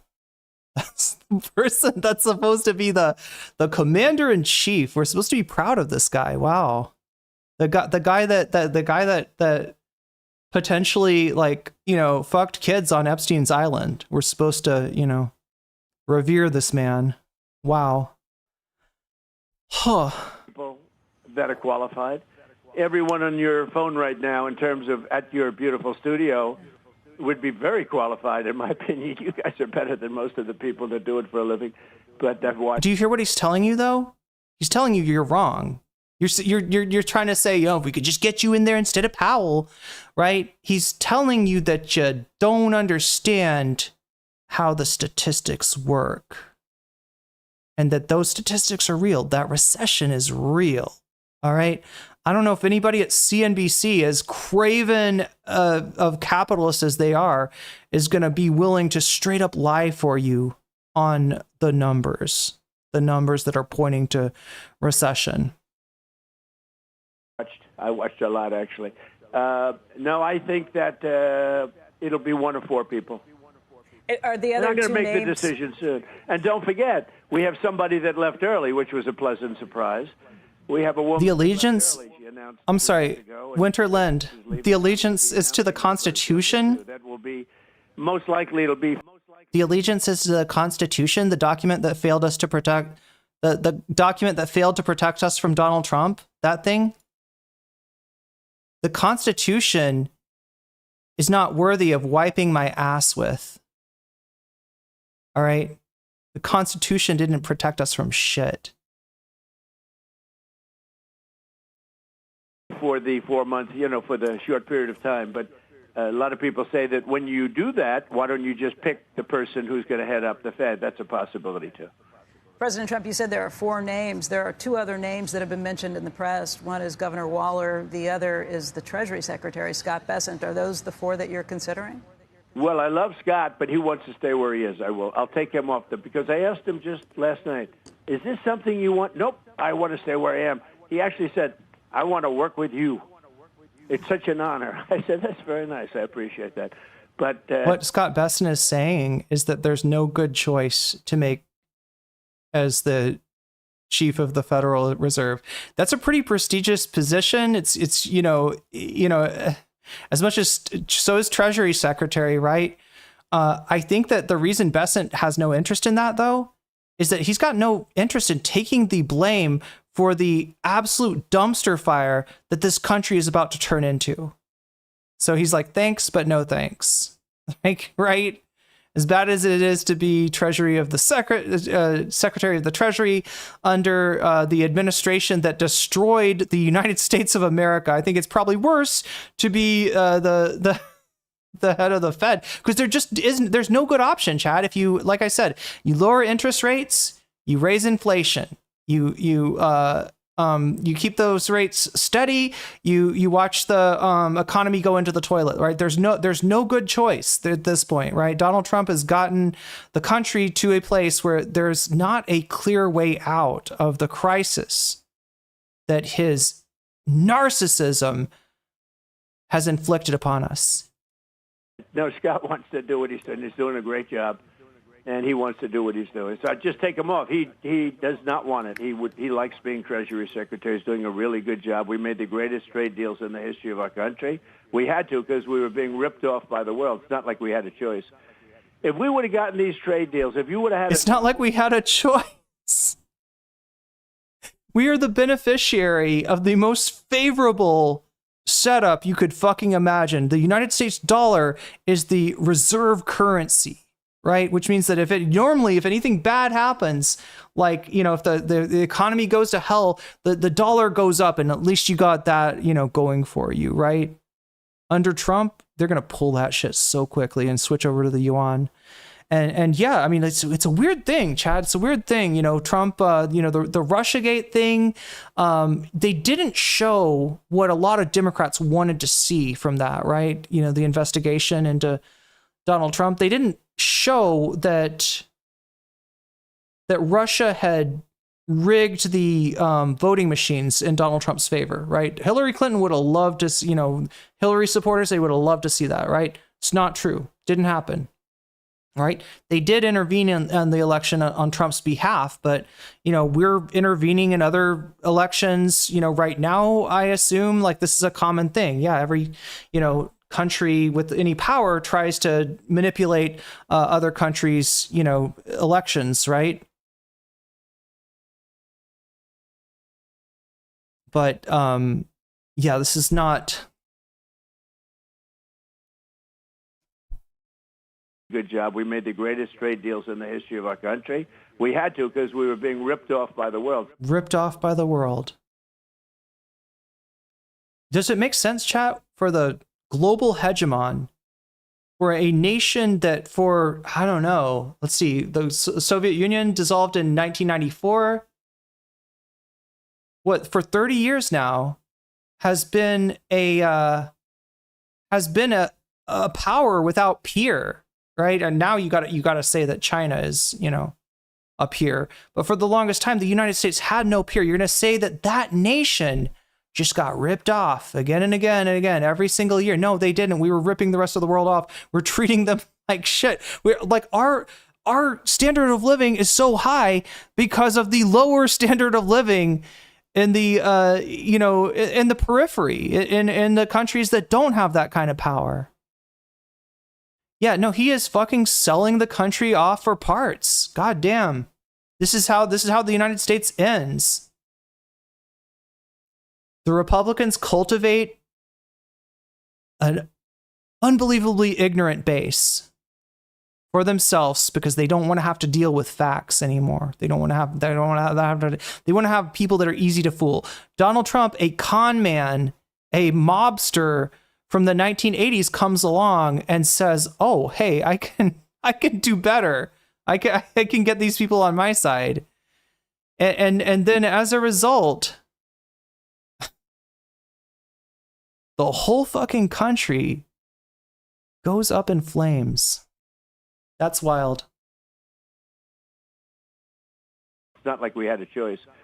If we would have gotten these trade deals, if you would... Sorry, 1991? Oh, I'm sorry. 34 years is the correct. Yeah, the imperial periphery, Winterland. What don't you understand? Do you not understand that what the United States is doing is what the UK did before? It's an empire. The global South is exploited for the benefit of the imperial core. Are these terms you haven't come across before? Because they're kind of important. Had a normal president that would have just continued to allow every country in the world to rip you off, we would not have a country anymore. Your show would be off the air. There'd be nothing to look at. It would be a disaster. We were in such bad shape when I took over. Eggs had tripled in price. More than that. Everything was up, and prices are down, and it bugs me. I looked at CNN the other night, which is a failing deal. It's got no ratings, and I'm probably the only guy watching. And I watch these guys talking about, well, with Trump, prices are up. No, prices are down since I came in. Down. Oh my God, we just like, no. This is a Jedi mind trick, right? These are not the droids you're looking for. The prices actually went down. I know you see that those eggs cost like 25% more than when Biden was president, but trust me, the prices have gone down. Prices have gone down. God damn. Prices just about, except for the price of stock. The price of stock is way. I'm saying this as if it's okay. Winterland, none of this is okay. Please understand. All right. None of this is okay. None of what's about to happen to the world is okay. And nobody, no matter how easy to con they were, deserves what we're about to experience together.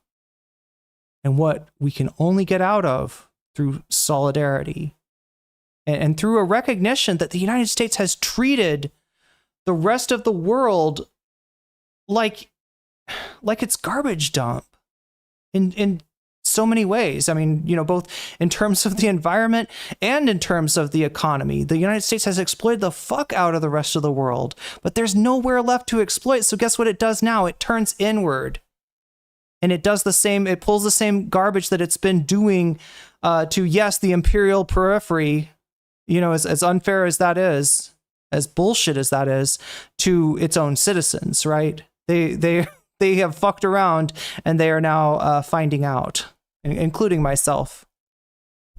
Up, okay, but prices are down, and if you look at energy, I'll give you an example, Joe. Look at energy. Some of them, but energy is way down. Energy is down to $2.20. Yeah, I'm not here to sugarcoat the unjust system that we're living in. All right, I'm not here to make shit that's definitely not okay seem okay. It's a gallon now for a car. It's down to a level. You're down, I guess, around $65 a barrel, but it's going down.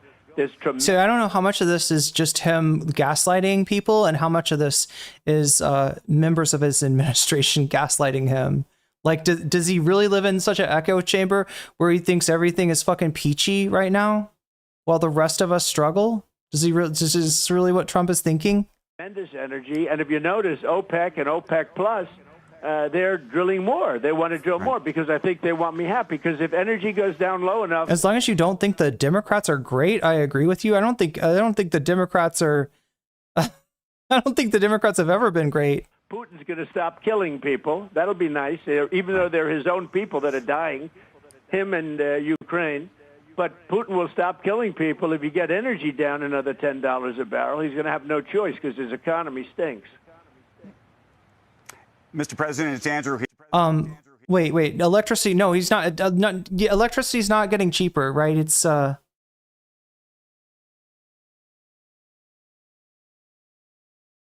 Yeah, Winter. No, I believe you. It's I mean, the whole God. I mean, this is how an empire's run. You got an imperial core and a labor aristocracy that are artificially held in a situation that feels like it might be all right, that feels like, if you just work hard enough, you might have enough, and it kind of keeps you going, and it keeps you checked out, and it keeps you from actually looking at the, the unjust order that's holding your life up, right? And there's just not a lot of interest in people that are, going, they're working away most of their life, still getting exploited, still getting squeezed by capitalism, but just at a much more feasible level of existence than people in the global South, right?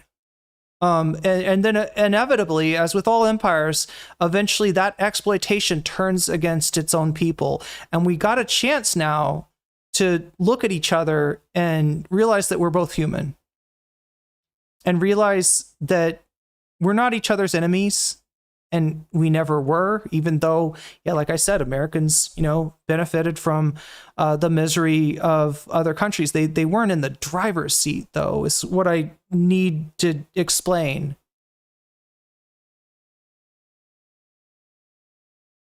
There was always a boss that was running the show. And by the show, I mean the American democracy, the dog and pony show.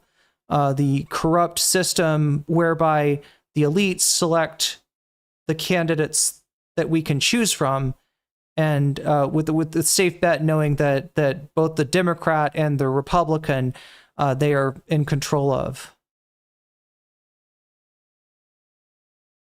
Here, it's great to speak with you. I just wanted to ask you about you mentioned tariffs. And on Sunday, you talked again about this idea of dividends for middle and lower income folks that might come off of the tariffs, meaning the revenue that's coming in from the tariffs. And I wanted you to maybe explain how that might work in practice and how you're thinking about that and the trade-offs between paying down the debt, which I thought was something you had been talking a lot about, versus sending checks out, because obviously that... Oh my God, this fucking asshole! This fucking asshole! Right? Oh my God. No, this is like, look, Trump doesn't give a fuck about deficits. Republicans never have. Every single Republican ever elected, Ronald Reagan, George H.W. Bush, George W. Bush, and now Donald Trump has expanded the deficit. The only time the deficit ever goes down is under Democrats, and often by really fucked up, measures like cutting needy people off of assistance, right?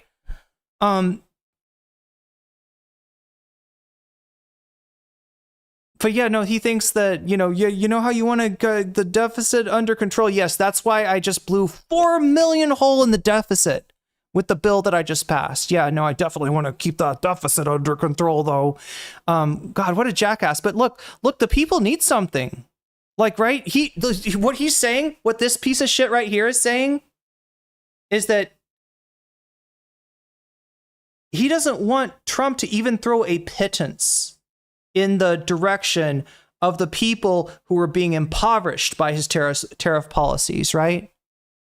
He's like, but wait, no, we got to sacrifice the poor, right? We got to do eugenics to the poor. We got to make it impossible for them to fucking live. What are you doing spending more money when the deficit is so high? And the truth of the matter is Donald Trump is a bagman for the worst people in the world. And he doesn't give a fuck. He knows that he's burning it and selling it off for parts, right? And this jackass still thinks that he's going to get his deficit hawk policies in place. That's wild. Every politician just tries to move. Well, here's the thing, Jason Momoa. It's the debt as a talking point. Right, the debt was created under Ronald Reagan, the massive amount of debt that we have today, because Ronald Reagan wanted to spend an obscene amount of money on the military, right?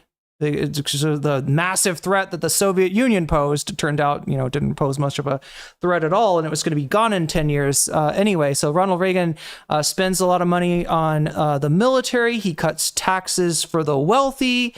He creates the deficit. The Democrats then are tasked with, in order to get anything passed, towards their agenda, they've now got to get, the Republicans create the deficit, then they use it as a tool to force the Democrats to, roll back their own policies, right? The New Deal, right? And as I'm saying this, please understand, the Democrats didn't do the New Deal because they care about working people. That's another fairy tale, right? MAGA's a fairy tale, and so is in some ways the New Deal, right? Roosevelt wasn't passing the New Deal to fight against capitalism. He was saving capitalism from itself. It was not functioning, right? And so he had to sand off some of the sharp edges to make it sustainable for longer. And he only did that because there were fucking leftists nipping at his heels. There were actual fucking communists and socialists, and people were starting to take interest in, hey, what if we had a political party that wasn't beholden to the capital class, right? That's unacceptable, right? So they gotta do something about that. But yeah, there's a New Deal consensus in place from roughly the 40s until the early 80s, right? Where they say that, look, this big, beautiful system of capitalism, we must maintain it. We must keep it going. And God damn it, during the Great Depression, we were way too close to losing that system, to workers achieving class consciousness and taking their lives into their own hands. That was way too close. We can never let that happen again. They institute, the New Deal policies, right? Which is higher taxes on the wealthy, greater social safety net for the rest of us. And that functioned in a way that actually made the wealthy money still. Keynesianism is the system that we're talking about here. John Maynard Keynes figured out that the wealthy could make a lot of money, that it could be good for the economy if you enrich the people in the lower classes, right? They have to spend that money. You put money in the hands of the poor, they go out and buy food with it. They pay off their mortgage. They take care of their needs, right? Because they have to. They got no other choice, right? You give that money like you do under supply side economics under Reagan to the wealthy, the theory being that the money will trickle down on the poor. Never happens. That's not true. They're just giving money to the wealthy, right? But they felt safe at that time. They felt safe to go back to the bad old days of the Gilded Age and Herbert Hoover, and that's where we find ourselves now. We find ourselves with more robber barons. This time they're tech lords. They're like Peter Thiel and Elon Musk, scumbags like that, right? As opposed to Cornelius Vanderbilt and the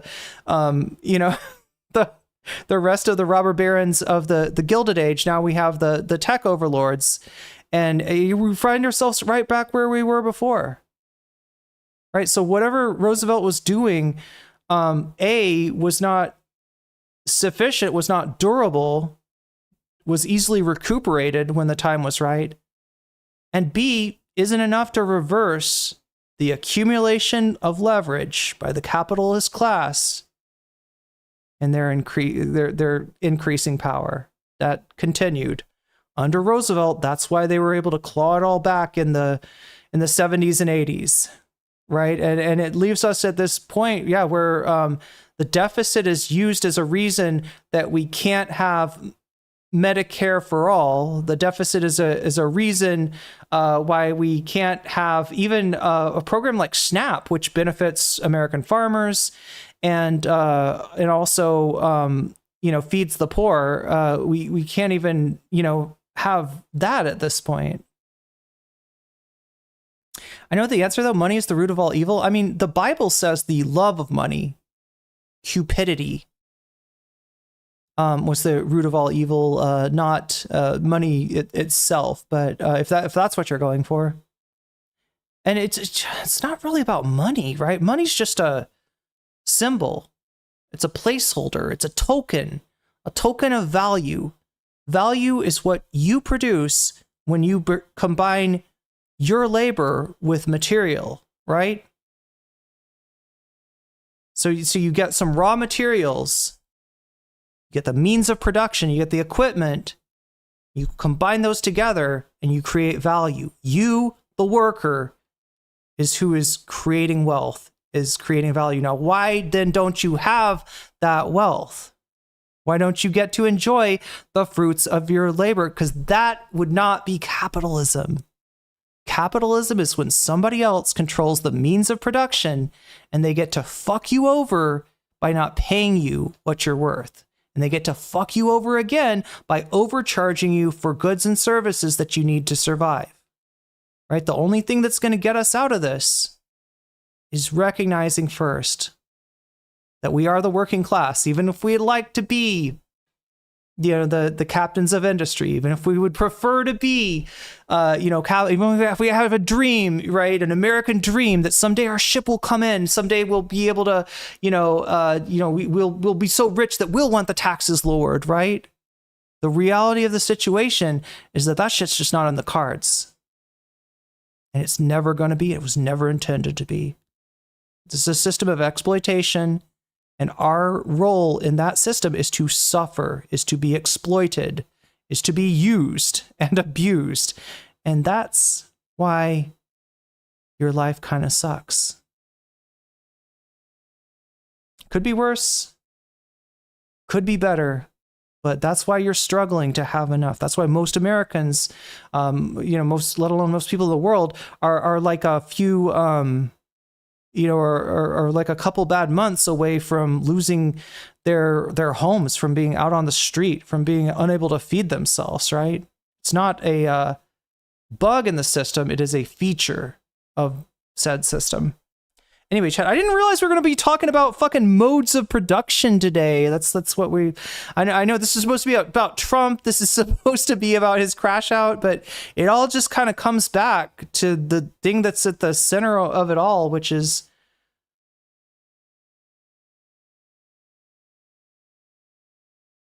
the question of, like, who is this all for? And the present answer of the system is not you. It's not for you. It's not about you. You're the means to the and the end is coming up, chat. As AI or whatever the fuck you want to call these LLMs advances, right? More and more of our jobs are made obsolete, and our leverage goes down even further. And unless we find a way to take control of the means of production before it's too late, they're gonna dispose of us when we are no longer useful. All right. Thank you for coming to my TED Talk. Anyway. Debt for us.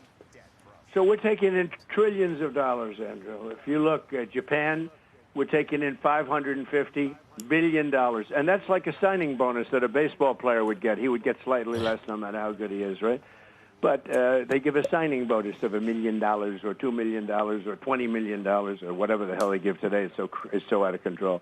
It's so out of control. Oh my God, black people being paid. It's out of control. But a signing bonus. So I got a signing. I'm sorry. I'm putting voice to what the president is thinking, right? The why he thinks it's ridiculous for an athlete to make so much money.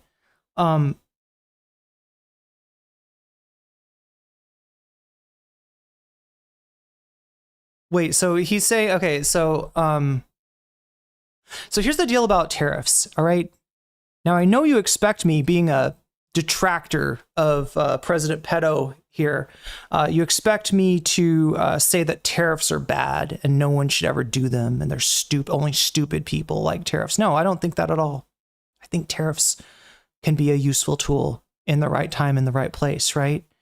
When you've got a young industry, when you've got a growing industry in your country, and it's being drowned out by bigger, by larger versions of that industry from outside of your country, a tariff can be the exact right thing, right? In that case, what you're trying to do, you've got the ability to make a certain product, and you've got the industry, to produce that product. But it's getting buried in competition, right? You can take that competition off with a tariff. You can grow an industry, right? That's not what Trump is doing. There's no plans. Like, even Biden's, something like the CHIPS Act, which I think is imperfect. It's not, at least there's an idea there to try to grow an industry, right? So you can do that. You can use a tariff for that, right? Now, Trump's claim sometimes is that he wants to bring manufacturing back with tariffs, right? At other times, he claims that he wants to use tariffs to fund the government, right? So look, you can do both of those things with tariffs. You can have a small tariff that funds the government because it doesn't raise prices enough to make it so people don't buy that product, right? Or you can have a tariff that makes it impossible for your competitors, your international competitors to compete with your industries, right? But you can't have both. Either that tariff is going to be so small that it's barely noticeable and it's going to earn, it's going to earn a little bit of revenue, right? For the country, or you're going to have a tariff that is helping certain industries be more competitive. You can't have both. So what he's promising you, it just doesn't make sense. You can have one, you can have the other, depending on how you implement the tariffs, but you can never have both. And in general, implementing across the board tariffs like what he's doing now is just bad for the economy writ large. Bonus from Japan of $550 billion. That's our money. It's our money to invest as we like. European Union, $650. Yeah, it is our money in that it's going to be coming from us. Money. Who pays the tariff? The consumer, the end user, the sucker, us. We pay the tariff, right?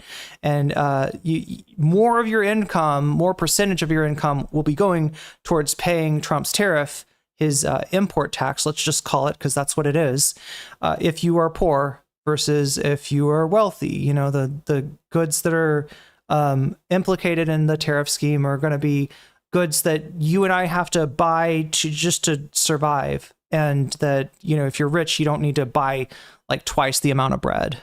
Right. You don't. So, yeah, it is our money, just not in the way that he's saying. Yeah. $1 billion. Think of it. And they're going to buy $750 billion worth of our energy. And they're going to do this and they're going to do that. And by the way, they're going to open up their countries, which they've never done. Japan has never. If you did business in Japan, they would arrest you. You're not allowed to. Did we ever figure out why he was on the roof yesterday? I guess we should look at that next, shouldn't we? Do any business.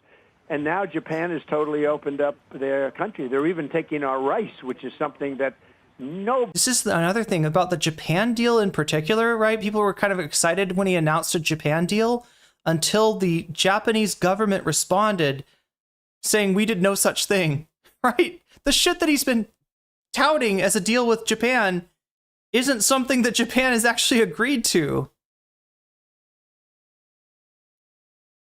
Nobody said was possible. But more importantly, they're taking our cars. They're taking the very beautiful Ford 150, which does very well, and I'm sure we'll do. Okay, so there's a reason why they're not taking our cars, right? First of all, our cars are ridiculously huge, and in a lot of countries, they just don't fit on the road. I don't know if that's the case for Japan. I know that is the case for the EU, right? That's why the EU doesn't buy our cars. And in other cases, our cars are not up to their safety standards because our government is more corrupt. Our politicians are bought off, and some of those regulations that protect people in other countries are not in place in the United States. Therefore, the cars that are built for the market of the United States are not up to par safety-wise with other countries. Right? Wait, here's the thing. Wait, are we talking about Japan? I think I remember this. If I remember correctly, chat, you know what the tariff is that Japan imposes on American automobiles? Anybody want to guess? Let's have a bidding war in chat. What do you think, chat? What percentage do you think Japan tariffs American automobiles? Does anybody know?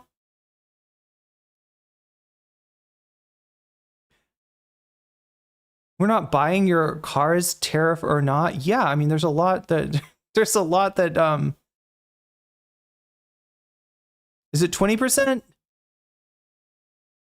Any other guesses? Japan's tariff previously on 25%, it's 0. There's no tariff. In fact, there was a fucking trade deal before this asshole blew it up. There was a trade deal with Japan, right? It's not. They don't have to. American cars just aren't competitive in the Japanese market. Nobody wants them. They're not desired.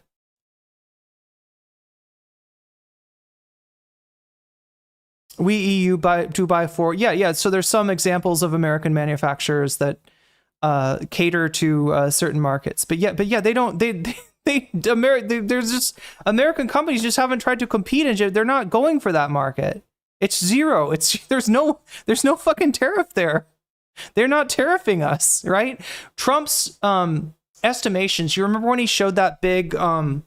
He's got that big like board, and he's showing like a reciprocal tariff or something like that, right? Those are calculated based on the deficit, right? So if the United States is buying more material goods, remember, not services. But if the United States is buying more material goods from a certain country, then we are selling to that country. That's a trade deficit. That's how the other countries are screwing us, quote unquote, right? They're screwing us by offering goods and services that the American people wish to purchase. That's it. That's all. Very well there, and other things that do very well here will also do well there. You'd be surprised at some of the great things we make. But Japan has opened up. Again, the F1 isn't the F-150 like it's a pretty big truck, right? This is part of this is getting to the reason that the fuel efficiency standards aren't up to par, the safety standards aren't up to par, and it's stuff like the Ford F-150. I don't think they're not made for the infrastructure that other countries have, right? Indonesia's opened up their country. South Korea has opened up their country. Again, trade deal. We had a trade deal with. In fact, didn't Trump negotiate that trade deal in his first term before blowing it up? I forgot, chat. I forgot. But not only open up, and that's going to be huge business. When you open up South Korea, it's a closed country. And now all of a sudden we're allowed to sell cars. It's been a client state to the United States, right? What? To South Korea and trucks and SUVs. F-150 is so big you need a CDL or the equivalent thereof to operate it in Europe. Yeah. I mean, we're really opening it up. Vietnam is opening up their country. You know, these are all closed countries, but the EU was closed. They wouldn't take our agriculture. I said to let's say there's a reason that people in the EU don't want American agricultural products, and it has to do with our deregulation, with the fact that the American government is not protecting the American people in a lot of cases. That their safety regulations just aren't here. Why would they want to buy our products? Let me just say, a prime minister, a very nice prime minister, a couple of years ago said, how many cars... They don't want salmonella chicken or lead-infused steaks. Yeah, they don't want our mad cow disease beef either. Are you taking a year? Let me guess, is it 1 or 2? She said, no, we don't take any of your cars. I said, that's right. That's not nice. I said, that's not right. That's not a nice thing, Angela. But they took none of them, and now they take all our cars, all our trucks. Everything is open, 100%.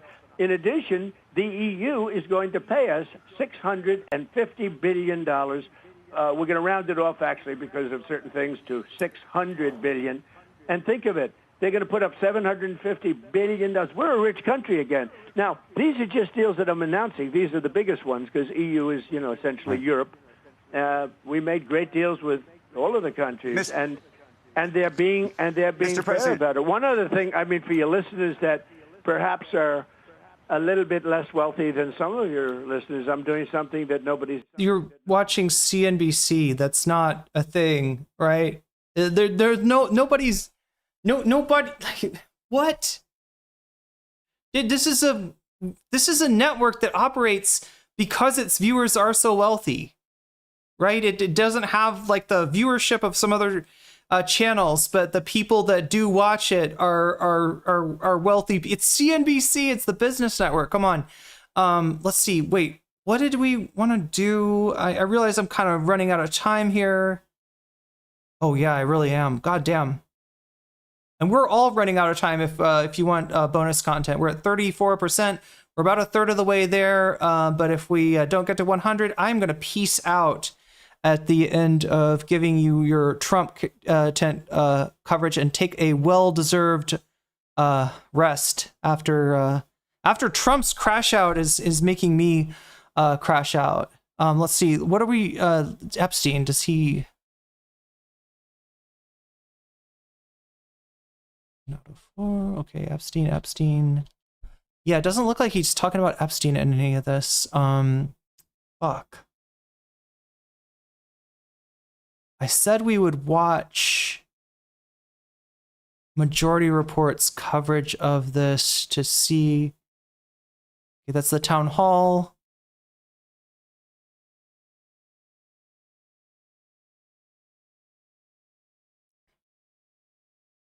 Where did I see MR?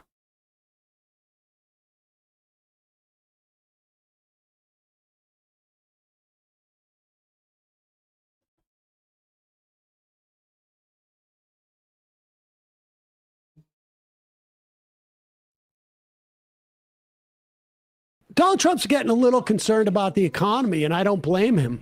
The job numbers were absolutely dismal, and I think they're probably worse than we even know. And by that, I mean, within a month or two, we will get revisions upon this month. And we're also, you can see the so-called tariff revenue increasing. That is tax revenue increasing, and it's a regressive tax. It's going to inhibit the spending. This is what I was talking about when I said it's your money, right? It's your money, Trump's taking it from you. People who don't have a lot of money because prices are going up for them. We're seeing the inflation numbers go up. We're seeing both joblessness and inflation go up. There's a name for that. Whoa. Stagflation. It's very bad. Because ostensibly, the more people work, the more opportunity there is for inflation because you have more capacity to buy things. And that creates a supposed scarcity because demand is greater. I happen to personally think that demand as a driver for inflation is overstated and that it's been set up that way so that the Fed has a dual mandate to increase employment, but also to keep a cap on inflation.